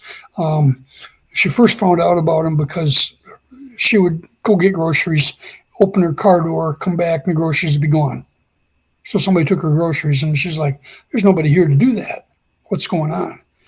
We finally found out about them because she kept hearing this funny noise near her window. And it turned out to be the fan, those folds on an air conditioner. If you run your fingers across the folds of those air conditioner, it makes a certain sound. That's what she would hear at night. She found that out when she was trying to change it back there when she was on a ladder. So she's like, I think I got a visitor looking through my windows. And I'm like, I'm sure you do. And she said, well, we don't get snow much or anything. And I'm like, well, we might have to wait till winter, but it might be that you get some frost. And if you do, just watch the edges of your property around the house. She found 17-inch prints off the corner of the house. So that's when we first discovered them. I eventually got a night vision tour and a recorder. So we did get some recordings. And that was when I first realized how metallic that some of these sound, especially the youngsters. And I compared that to like the vocalizations from a bonobo, the pygmy chimp. So that was interesting. And this was like a juvenile screaming. And then like the big adult male was like, shut up. He didn't say that, obviously, but that's like the condition of it, seemed like. So that was interesting. But her signature whistle was Doris Day's Que Sera Sera. So she would sing that, and then from the woods we would hear that same whistle come back. And I did experience that once in Colorado when I was with a group in 2018. I had somebody coming around my tent too. And the first night I could not. I left that window down in that tent, but I could not look out that window no matter what. I didn't. And what I should have done was I probably should have fainted sleep. So I had a corner of my eye looking at it, but I didn't. Second night, I just stared at it until I fell asleep. But if they're like, I'm guessing, they're going to wait till you're snoring or obviously sleeping before they come in and mess with you. The comparison whistle that I wanted to make was we had a two-tone whistle made by the husband of the leader that I went out to visit in Colorado. And what was interesting about that, it was just kind of a standard, something like that. And he would do it really loud, and he would walk around doing that all day.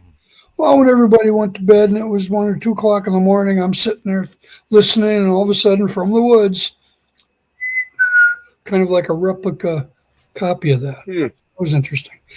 And Yeah. so those are some of the fun things that have happened. Well, you got a whole bunch of cool things that's happened over the years, huh? Yeah, and I don't want them to stop. So I've got a place that I'm gonna pop a tent and see if I can get something there. We were photographing orchids at a location not too far away on one of the river systems, and the first thing I noticed was an asterisk, which of course maybe it just fell that way, and then I noticed some branches kind of oddly leaned against a tree. And I just mentioned it to my photo partner who's had some interesting experiences, which I can also share that too. And I just said, Eric, what's cooking with this?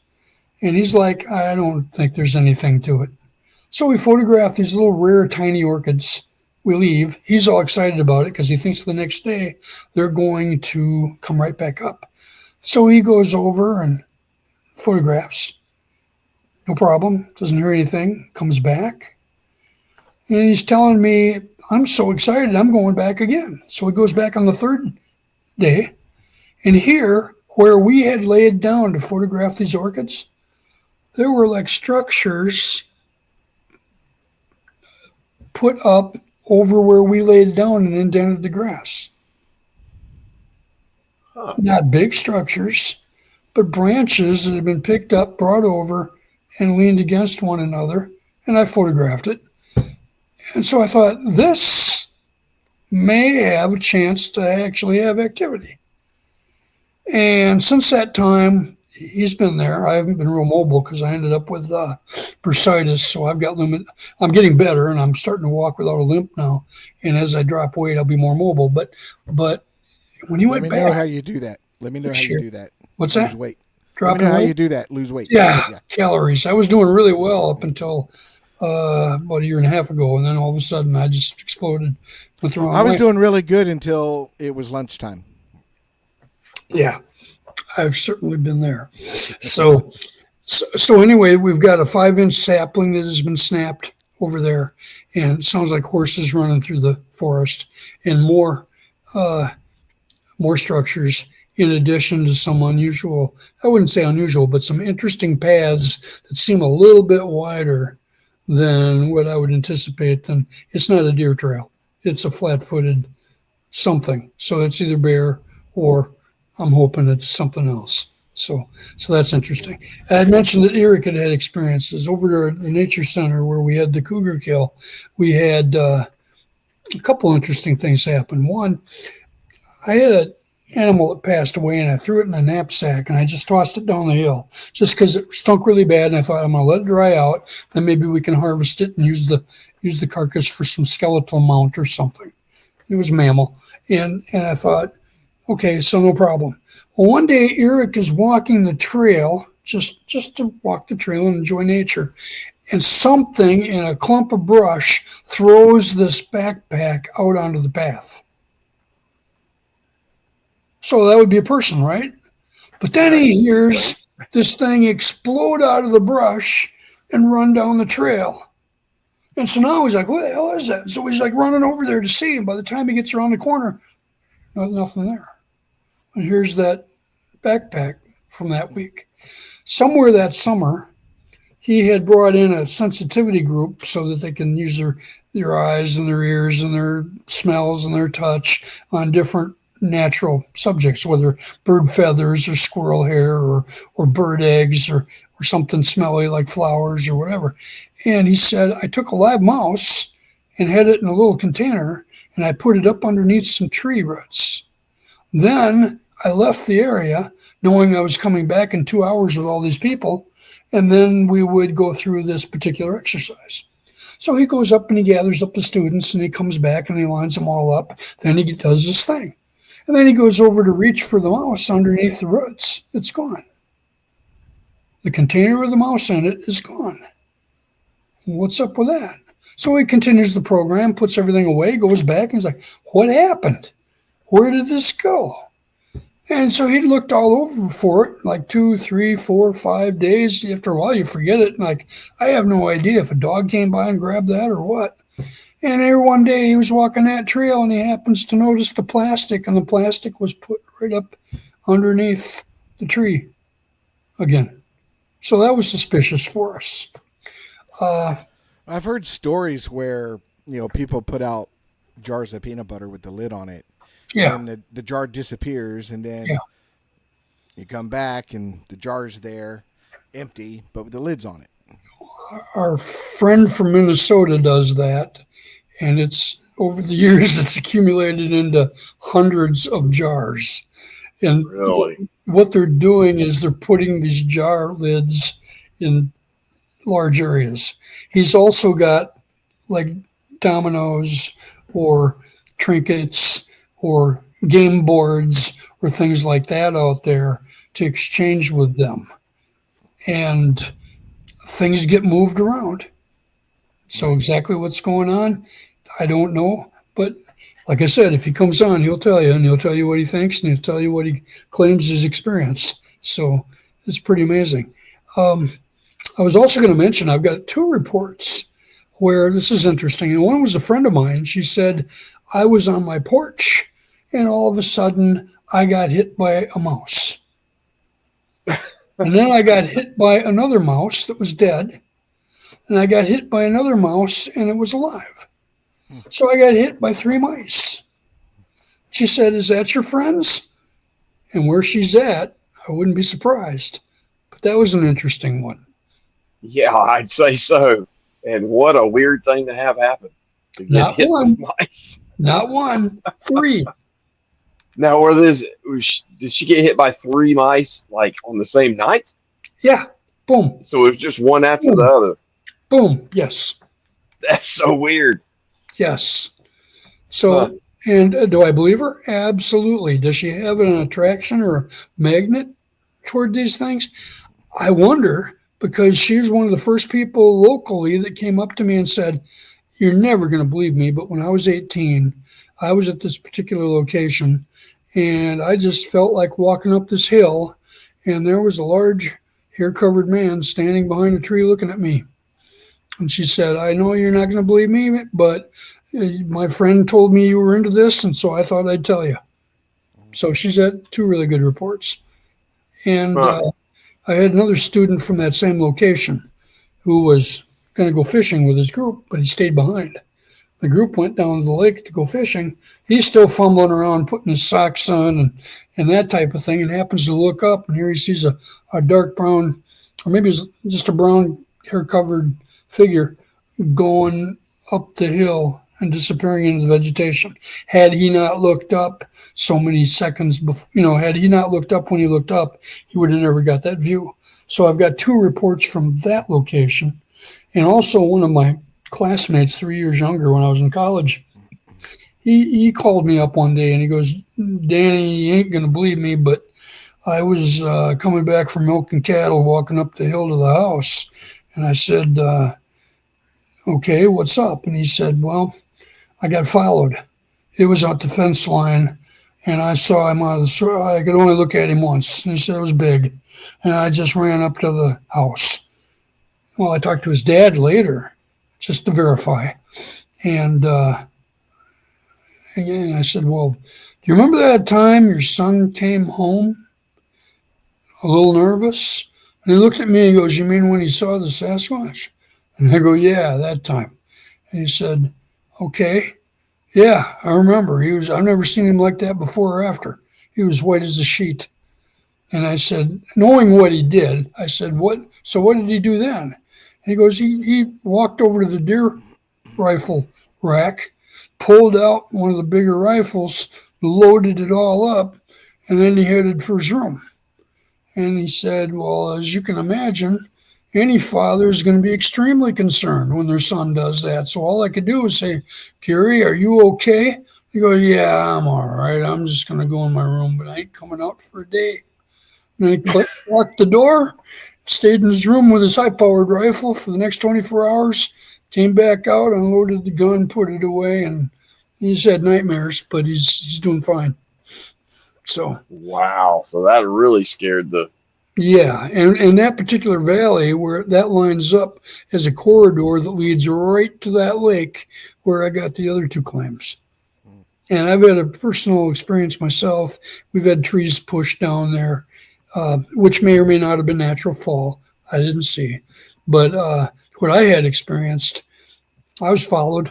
It was one of those, you take a step, they take a step, you take a step, they take a step. Then I turned to look and there's nothing there. So, but I do know they drop. They drop right to the ground. Because one of my buddies that I interviewed, he just told me he got out of this a long time ago just because he's tired of the way people act and tired of all the aggression and competition. And he said, "Screw it! It's so upsetting. I don't want anything to do with it anymore." But he basically just told me, he said, and here's another example of that stump type thing. He said the first time I saw it when I was looking with the flare along the edge of the woods, I didn't see anything, nothing. But the next night when I went through, We lost him. No. Yeah, he just dropped off. He's not even in the stage. I wonder what happened. He must have hit something. Well, that's no good. Yeah. Yeah. Well, hey, until he comes back, take a bathroom break real quick. All right. Well, I'll talk to the chat room and see if Yeah, talk to the anybody's got chat. any. Let me use the restroom real quick. Sure, absolutely. You know, we've had a great group tonight. A lot of people in. Hopefully, he comes back on. If you guys got anything to say it now. I'm going to message him real quick and let him know we lost him. And he has the link, so where do I have him at?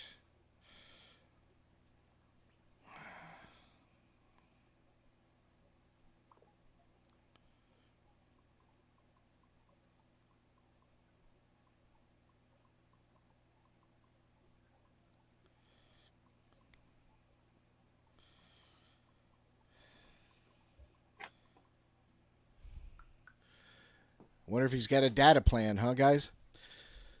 So, yeah, a lot of pretty interesting things. You know, especially the vocalizations. You know, I'm a big vocal guy. I like hearing those things. You know, mostly based on my very first encounter was a vocalization. So when I hear those, Duro, somebody didn't pay their bill. Something happened because I think he's on his phone. So it might have been a data thing or something. So I sent him a message, told him to go back in, but he hasn't checked the message yet. Hopefully he comes back. You know, it has been over 2 hours, so it's been a really good show. But back to vocalizations.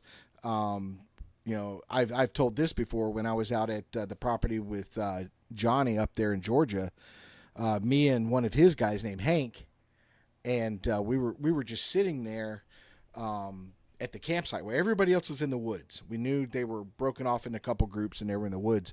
And me and Hank were sitting at the camp because we had just got back from being in the woods. We were just, relaxing. And I kept hearing people talking. And I thought it was the guys coming back. So I'd say, "Hey, Hank, I think they're coming back because I hear people talking." And but nobody came out of the woods. And then I'd hear it again. And then I told Hank, and I was like, "Dude, do you hear that? Do you hear people talking?" And he's like, "Yeah, I hear it, And the whole time I thought it was Johnny or, one of the groups was going to come out of the woods and stuff like that. But it was far enough that I could not tell words. It was mumbling. It wasn't, like if somebody's in another room, you hear the conversation, but you don't know what they're saying. And it was kind of like that. And so at one point I stood up and started walking in there thinking I'm about to go face to face with the guys. We were going to meet, where I thought they were coming out of the woods, and I was going to enter the woods and just see how things went.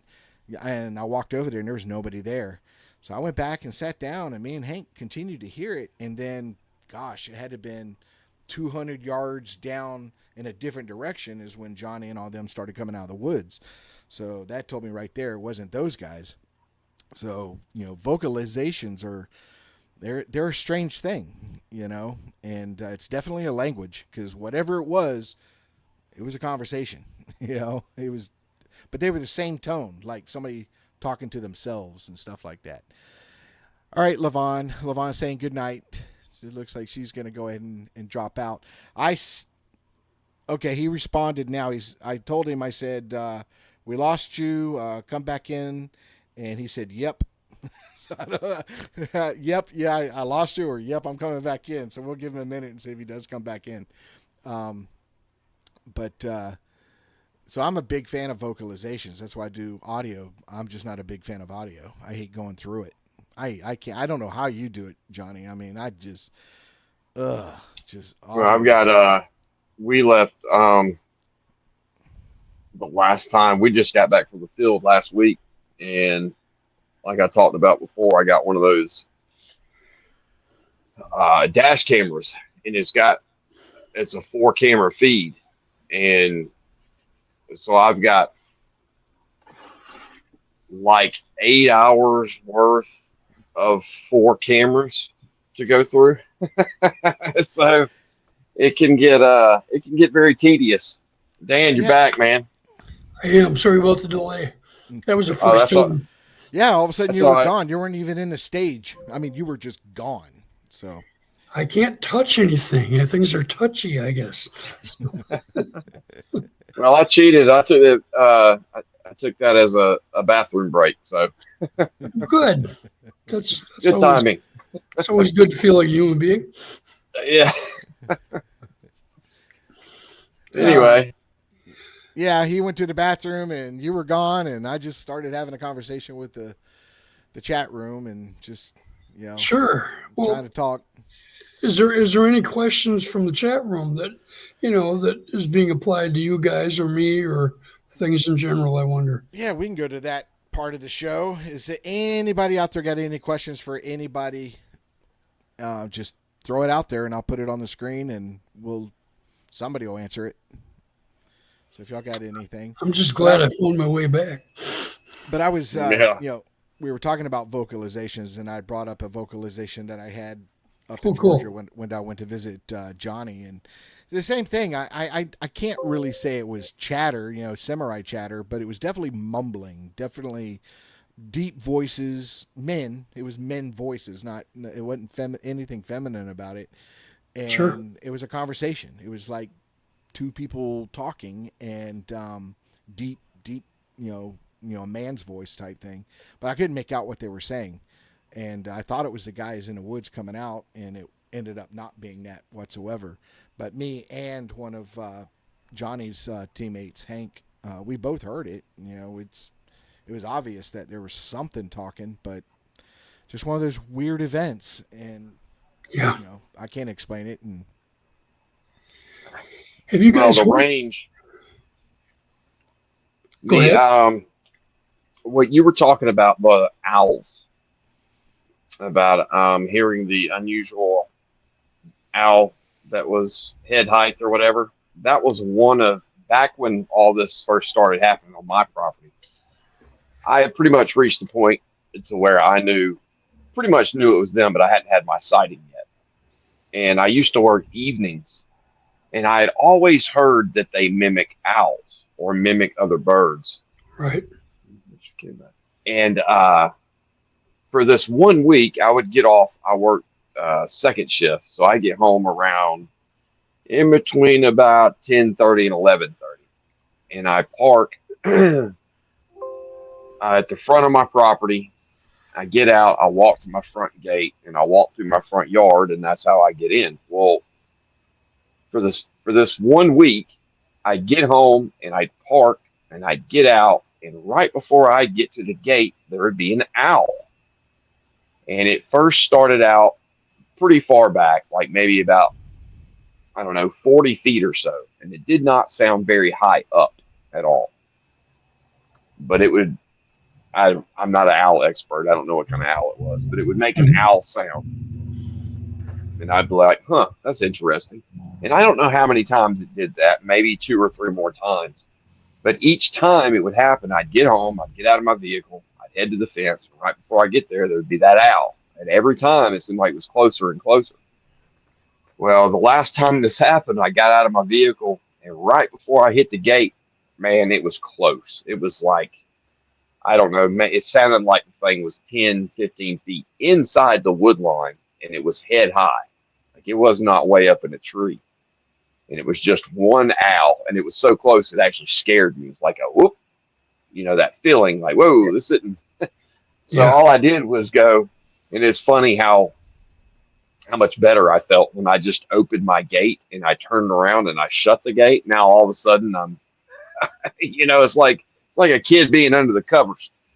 Well, I imitated the owl sound that I heard, and Interesting. right after I did it, and my owl imitation was crappy. It was a crappy version and that's what was weird about it. It was an owl call, but something did kind of sound off. So my imitation was even further off from what an actual owl would be. And right after I did it, there was two of them that they imitated my crappy imitation. Did And they? there was one that was about head high and one that was on the ground. And that right there was like, oh yeah, that's got it. There's not an owl on the ground, number one. Now there's two of them. They're right next to each other, and they just imitated my crappy imitation of the sound that they made. And that was pretty special to Oh, hear something like definitely. that. So the Definitely. range, and that's what's crazy about all these vocalizations is the range between like I've recorded stuff that sounds like Native American talking, and then you've got the owl sounds, and then I 100% believe that they physically pick up a stick and they hit trees with them. Yeah. But I also think it's a good possibility they also do the mouth pops too, Right. Right. because I've recorded stuff like that. And one of the interesting things about that I've noticed, and this has happened on two different occasions. When one was when video I got of an actual growl. They were behind my house and it growled.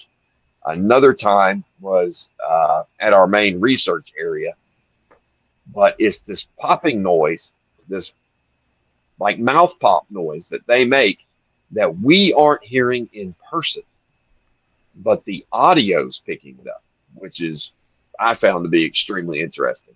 But for whatever reason, and in one of those occasions, there was three of us there, and we heard all the other the grunts and the stepping and all the other stuff that we recorded that night. But the mouth pop sound on two different occasions, none of us heard it, but it super obviously happened. So it's when I first got into this, I thought, audio vocalizations, that's not going to be very helpful. I was wrong. I think it's very interesting and it's extremely helpful. And like you and I were talking about before, when you interviewed me on your show, that Yeah. hopefully somebody with more skill than I have, which you said people, are taking these audios and putting them together, and hopefully have a linguist, take a look at them, because I think it's very much worth all of our whiles to figure out, what kind of signatures they have. Absolutely. And get an idea of the intellect, because I think the language itself can really point to just how smart they might be, So, well, that that's was interesting. just it. This mystery just goes on and on and on as we continue to uncover all these incredible chinks in the armor. Maybe it's just like Right. we're getting their curiosity. Their curiosity of us certainly seems to open the door for more interactions, and in different locations anyway. So I'm just trying to keep it fun and enjoy meeting people and work with all the good energy and just continue to see, compare ideas, compare experiences, and all those things. So Yeah, Right. I kind of use an analogy of playing golf. I suck at golf. But man, when you hit one good shot, you're coming back next week.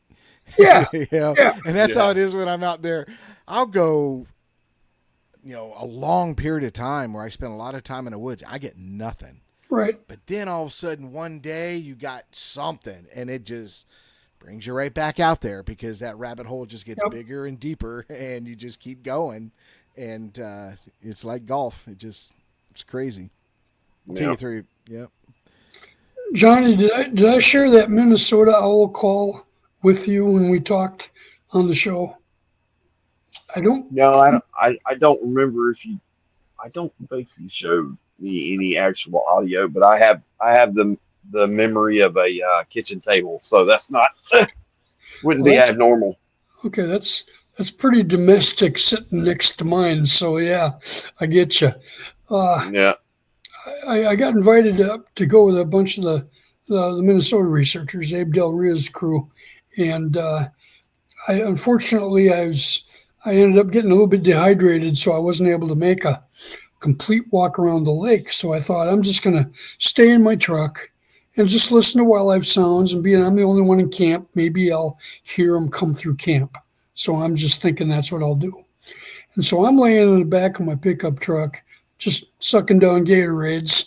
And by golly, if the guys didn't come back and standing over by the road, they're imitating barred owls. That's the who cooks for you type one. Right. And does the monkey out, does the monkey calls and all that. And I'm laughing because they're doing such a terrible job at imitating this owl. It's just Right. ridiculous. And I'm like, God, you guys been, what's going on? So I just kind of laughed myself to sleep. I get up in the morning, I'm the first guy. I'm kind of waiting for coffee and hanging out, and it's a beautiful morning. And pretty soon the guys start coming out of the tents. And I just kind of waited till they got together. I said, I'm sorry, but I had to laugh so hard because you guys absolutely sucked at that owl call. And their eyes got big and wide and looked at me, and I'm like, what? And they're like, we thought that was you making that call. Really. So that was kind of interesting. So I think juveniles screw up once in a while, Yeah. is what I'm guessing. Well, they got to practice, you know. Yeah. One of my worst experiences in the woods was due to owls, and it scared the crap out of me. I mean, literally scared me to death. And I was out in the woods, out in the middle of nowhere, out where we took you, Johnny, Yeah. and it was me and another guy, and it's way out there, and we're the only ones. We got the whole area to ourselves, and he goes off on a walk at night, and he's so far away that I can't see his flashlight anymore. So he's pretty far. He's heading down that path towards the spooky house we were talking about, Johnny. He was going down that road, and I was camped exactly where I was camped when you were there. And all of a sudden, I mean, out of nowhere, it sounded like two chimpanzees beating the hell out of each other, man. And they were fighting, and it just freaked me out because it's roughly 10 o'clock at night. It's quiet. There's no breeze. I'm fiddling in the back of the truck, and this thing goes off. I freak out. I turn around. First thing I do is grab my pistol, and I trip over the one of the cords to my tent. Oh So no. my fat butt falls down. I'm on my back with the gun up, pointing in that direction because I'm just imagining this thing coming out of the woods, Sure. screaming and hollering, scared the crap out of me. I hear the other guy coming, and he yells. His exact words were, "I need He was about to say confirmation. And he says, "I need confirmation," because he heard it from that distance. Hmm. Okay, and as soon as he got there and he was saying that, they went at it again. So we grabbed flashlights, and we both have some pretty powerful flashlights. I got one that lights up the moon. So we go in. It's just into the woods. So we didn't go. We were on the edge of the wood line, and we shine up, and it's two big old owls sitting on a branch, evidently loving each other or hating each other, whichever. But they were making a racket, and it scared me to death. Now, the other guy recorded it. He had a recorder going at the time. So the next day we go back and play it. Just as creepy hearing it over the recorder. And he had one of those big speakers. You know what I mean? Oh And yeah. so he hooked it up to the big speakers and he blasted it. And sure enough, owls were flying in. Owls from all directions were coming in and landing in the tree. And Is that so, right? yeah, yeah. Nice. In broad daylight. This was at night when they came out when we got scared. But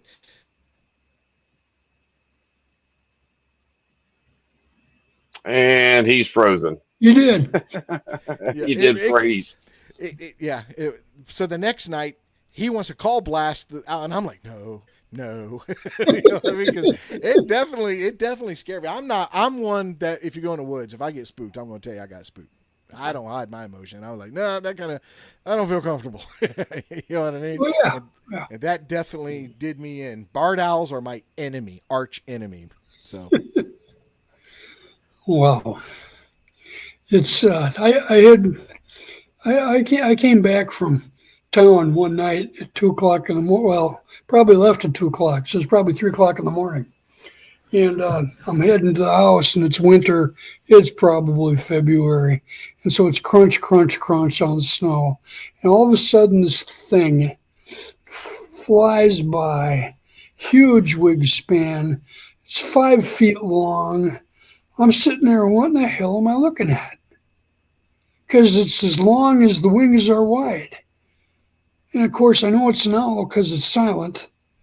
It turns out it's got a cottontail rabbit that it's got with a scruffy neck. So that whole body of the rabbit's hanging down. So it looks like it's like 5 feet from the top of the head all the way to the bottom of the rabbit. So it's probably 3 feet, but it looked huge. And then, of course, it went and flew behind the house, and I heard it crunch down in the snow. And I thought, now all I got to do is go to the house and get my camera gear and flash it, and I'll get some nice mantling shots where they lift their wings up and try to guard their prey. And I thought, nah, and I went to bed.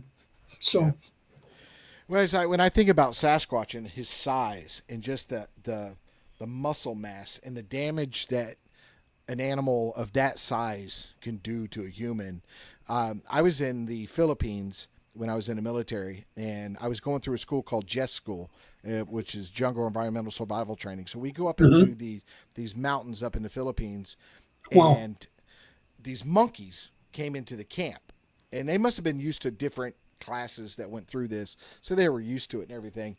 But long story short, there was this one particular monkey.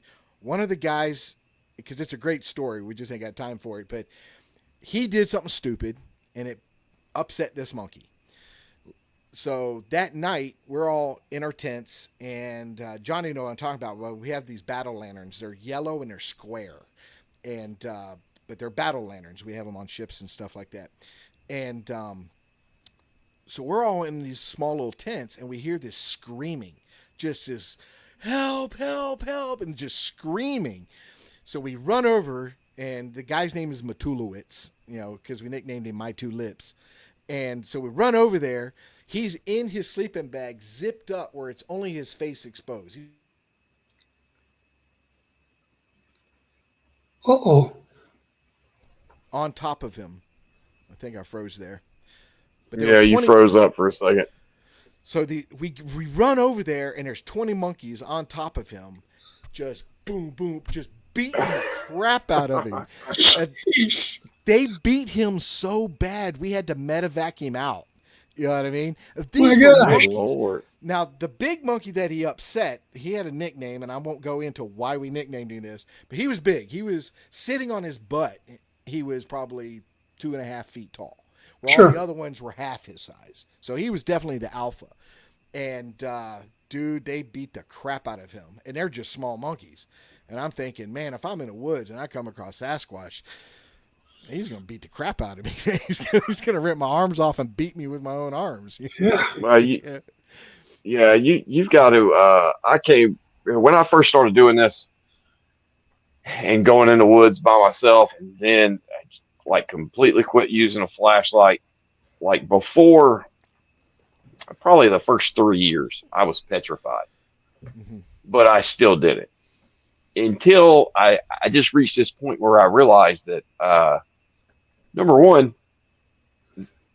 if they want to get, especially at night, whatever they want to do, they're going to be able to do, and there's nothing I can do to stop it. They can move basically completely silently and get up next to you, and you're not going to know it's too late anyway. So once I realized that, it's almost like submitting to it, because there's no point in even being scared, because being scared means that you think you have some kind of say in the situation. Right. The fact of the matter is you don't. Right. Especially I think they're that's what so scares me big the and they're most. so powerful. Yeah, yeah, Whether I get that. well, there's this military saying that says, past fear is accomplishment. So basically saying if you could get past the fear, Oh then yeah. you're going to accomplish the goal. You know what I mean? Especially in Hmm. combat, you get past the fear, then you're able to accomplish the mission. And I can't get past that. I'm like, I get out there. I will have a flashlight or a headlamp or something like that. I've got to see what's going on. I think it's mostly because of Florida. I'm more worried about stepping on a alligator or coming across something else that's Well, laying there. you guys got diamondbacks, Oh yeah, so we got that's Oh five yeah. different species of rattlesnakes. right. So Right. there's a lot of things that want to do harm. Yeah. Well, not Yeah. so much. If we step on them, then yeah, because they're terrifying. Right. So, Yeah, but but I always stray on the side of caution. You know what I mean? It's do you guys have any friends or no. network con? Good one. Yeah, you forgot me. Do you guys have any contacts, friends, or know anybody on the network who's actually gotten hurt by a Sasquatch? I found one guy in Doug Hychek's group who was actually he was doing some of the podcasts, and apparently he was up north, and I don't know if it was Canada, probably Canada, and I think he approached an island. He tied his boat off, and he started going up the hill, and a large Sasquatch met him at the top of the hill, was holding a big birch branch, and threw it to him, and it caught him and knocked him down. Fortunately, he wasn't hurt badly, but there's one that hit for contact. I've read of a couple of rocks that hit home, but I don't see, for the most part, I'm not running into people that have gotten hurt almost in any way. No, Uh, I absolutely agree. I think there's a. I No, mean, I'm not. most accounts are timid. Yeah, there's a lot of conjecture out there. There's a lot of people who, like, when you point to the missing 411 stuff and all that, exactly, it's, exactly. but the fact of the matter is, there's really there's more evidence. I put it to you like this. We had a discussion about this a couple of months ago. When it comes to like the whole gifting thing and leaving food items and stuff like that. Well, Right, I had always heard not to do that because if you do that, if you stop, then they will get aggressive or violent or whatever. Well, you know what that tells me? That tells me that's the best thing ever as a researcher to prove their existence is to yep, do exactly what you're telling me not to do. Because if you're right and that's true, then that's exactly what I'm going to do. I'm going to gift and then I'm going to quit gifting. And then hopefully I get some kind of crazy, over the top, aggressive response. And I'm going to get it on video and I'm going to prove these things exist. It's never happened. I don't even have an indication that 99.9% of the time, I don't even think they're taking the things that I leave out. I honestly think they're smart enough just to know that I'm leaving something for them. And then that's actually when my personal research kind of took off is when I started leaving eggs out. And I still to this day don't even think they were really taking them. They might have taken some every once in a while, but for the most part, it looks like birds are landing and then pecking them open and then eating right. them. So I just I don't know anyone personally who's been hurt by one. And I've only heard a handful of stories, and there's no way to verify whether that's true or not. You know, Right. so I've got Even the famous what was that one where they were throwing rocks down on the cabin back in that monkey area? yeah But basically the Ape Canyon attacks. Yeah, yeah, Ape yeah, Canyon, yeah, Ape Canyon. I think a lot of times when we hear stories of aggressive behavior, I truly believe there's a reason behind it. But I agree too. But I think it's mostly for us to leave, go. I don't think it's necessarily we're going to kill you because I think Right. if they wanted to do that, they could do that very easily. Oh, But yes.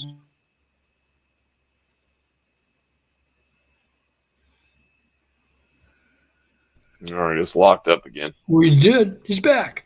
Yeah, There he goes. it was real quick, but I think it just wants to leave the area. I don't think, like I said, I'm a big advocate of. I think they're more docile than they are aggressive. Again, the 411. That was one of my issues with David Pilates is. I'm not, he doesn't necessarily say it's Bigfoot's or whatever, but I'm not really an advocate of anything that builds fear of the woods. Now, I fear certain things in the woods. I'm not afraid of the woods itself. I encourage people, go hiking, go camping, take your kids out there, create a next generation of Bigfoot researchers and stuff like that.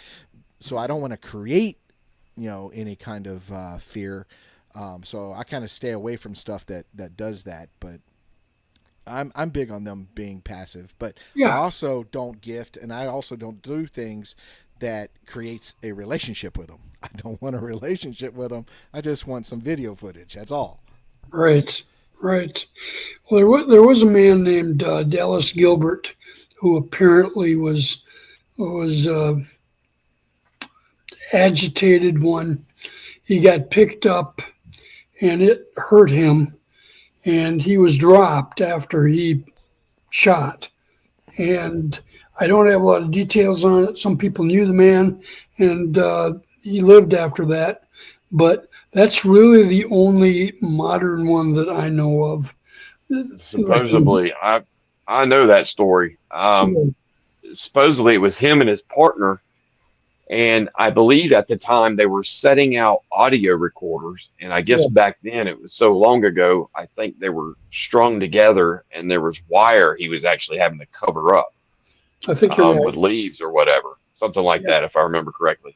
Yeah. And then it come up behind him and like try to break his neck? Didn't it snap his neck? I think so. And then it knocked him out. And then supposedly it put him over his shoulder, and his partner is watching this happen. And I don't remember. I think his partner literally was just shocked and didn't do anything. Yeah. Anybody would be. Right. And he started walking off, and luckily he came to, grabbed his pistol that was I guess it was on his hip, but he had a pistol on him, and he stuck it up, stuck the barrel right into the side of the Sasquatch and pulled the trigger. Supposedly it dropped him, and then from there on, from the people that I've heard tell the story, he was pretty much never the same. He still did Sasquatch research, but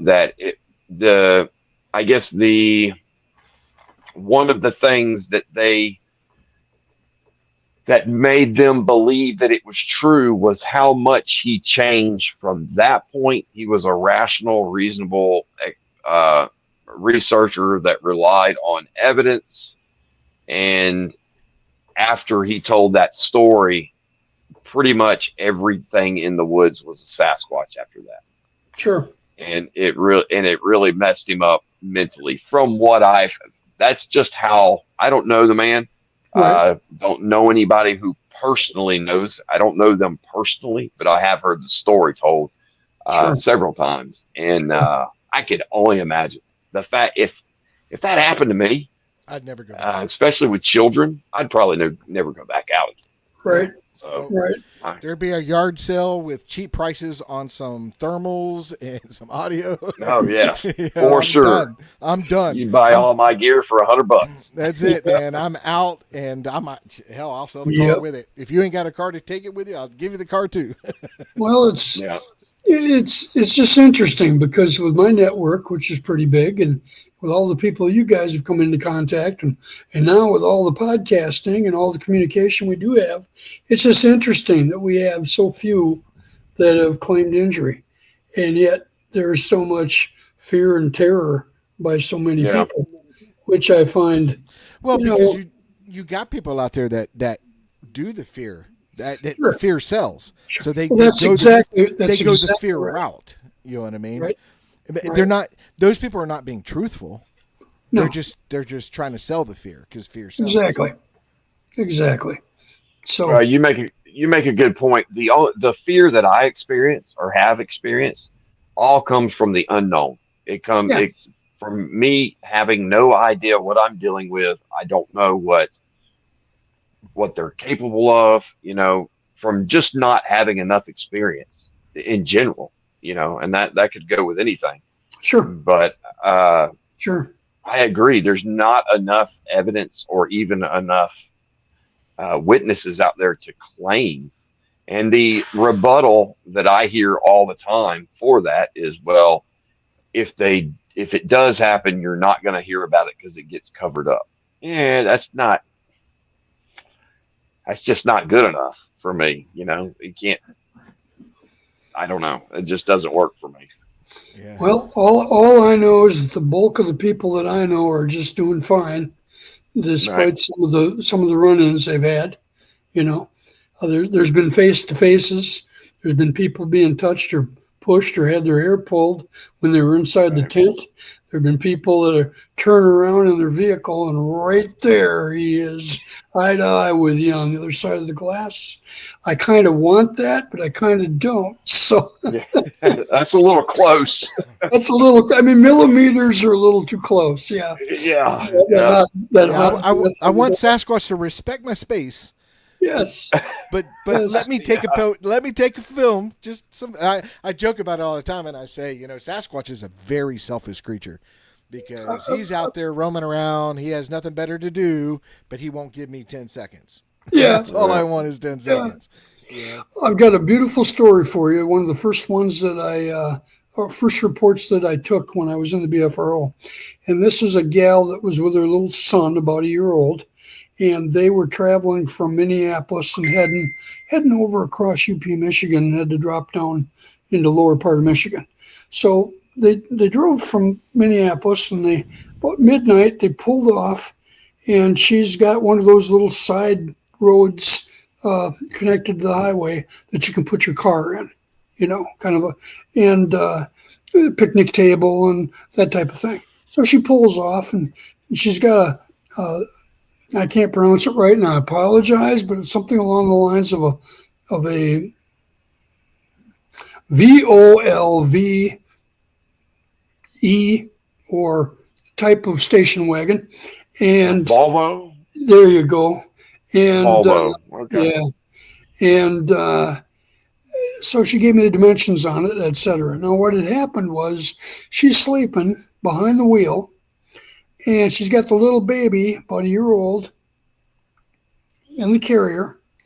The window is down, relaxing, warm night, and she's starting to get a bad odor. And she wakes up, and she's convinced that the child has messed up the diapers, so now she's going to work on that problem. So she starts working on the youngster. His diapers are fine. He didn't mess them up. She's trying to figure out what's going on, and she noticed that he is staring hard right at the windshield. So she turns and looks and about loses it, because here's this giant man with Angora goat locks of hair hanging off him as he's got his hand on the base of the hood and the glass of the windshield with his face down looking at the baby. Terrified. Totally lost it. Never believed in these things in the first place. She's like, okay, we're dead. So she drops back behind the steering wheel, and she's just sitting there waiting for the inevitable. Nothing happens. Just a stare between the child and the Sasquatch. Then she realizes, wait, he doesn't look mean. And then she's like, I'm in a car. And she fires it up, and the lights go on. He takes his hand off, steps back, slides off to the side. She puts it in reverse. Off she goes. No problem. And I've talked to her probably 20 times about this over a span of almost 10 years. And I just wanted to mention that was one of the first intriguing reports that I took serious, especially after her detailed descriptions of his face and things of that nature. So there's another good example of the curiosity and the, I would say, gentleness that many of them are purported to have. Yeah. Yeah. Well, let's end on that happy note. you know. Okay. Yeah. It's we've been almost 3 hours, but Are you kidding me? Yeah. No, man, it's almost 3 hours. I would stay. I would any other week, but I have to go to work tomorrow. I get up at 3:30 in the morning to go to work. So Wow. and it's 11 o'clock here. Well, So God bless you. Well, you know what that means. it's That means we're just going to have Dan back again. That's all that means. Oh yeah. Well, Because I know he's got more stories, especially your buddy. I'm super excited about that. Well, two buddies. You're going to want Shane, and you're definitely going to want Randy's. So yeah. And what's their maybe names? 3. I might have 2 Randy's for you. We'll see. So, but yeah, I've actually interviewed Randy Harrington on another podcast I used to do. Good. I talk to him every once in a while. I've talked to him. Good. Still. Great fellow. One of my friends. And researchers. Yeah. So he is a very, like you, like Richard, like myself, very, very interested in all of this and the details that go with it. So, right. Yeah. We're good to go. Well, this is fun. I think you just gave me my record online. And well, hey, we appreciate it, man. Like we told you before we started, you just talk, and that's all we try to do. Didn't want you to feel rushed or anything. Especially guys like you that, I've only been doing this 7 years, compared to a lot of you. So I know you have a lot of knowledge and a lot of stories and a lot of experiences, and you can't get that out in an hour, and I'm sure even after 3 hours, you still got a whole lot more to go, Oh yeah. But we do appreciate it. We could keep going. This has been a blast. And sometime when the time's right, you guys let me know. I'm glad to rejoin. Plus, I'm hoping we get to talk a lot more and talk about footprints and behavior and audio and all that good stuff. I'll be having some things to share with you as well, and looking forward to keeping the work going that we're trying to get done. Oh yeah, definitely. Yep. All right, fellas. Well, it was great having you, Dan, and hope to stay in contact with us. Email definitely. us. Definitely. You have me on Messenger. I'm pretty sure you got Johnny too. Yep. So we're always here, and just definitely stay in touch. And we can do this again down the road. And can't say it can be anytime soon. I've kind of overbooked us for the next couple of months. We're really busy for the next couple of months. Good for you. And when it rains, it pours, and I take advantage of the pouring. But sure. But we have a lot going on coming up. With the Bigfoot conference. Oh, exactly. Very excited about that. We'll absolutely have a blast down there. If there's any way for me to get there, I'm going to try. We'll see. My sister lives in Florida as well. Where at? Not too far from Fort Myers. Okay. Yep. So I'm not too far from Fort Myers. I'm South Florida, South Central, like in the center of the state, but I'm south. Very good. But, it's in Ocala. It's called the Great Florida Bigfoot Conference. It's April 5th. Me and Johnny are going to be there the 4th, 5th, and 6th.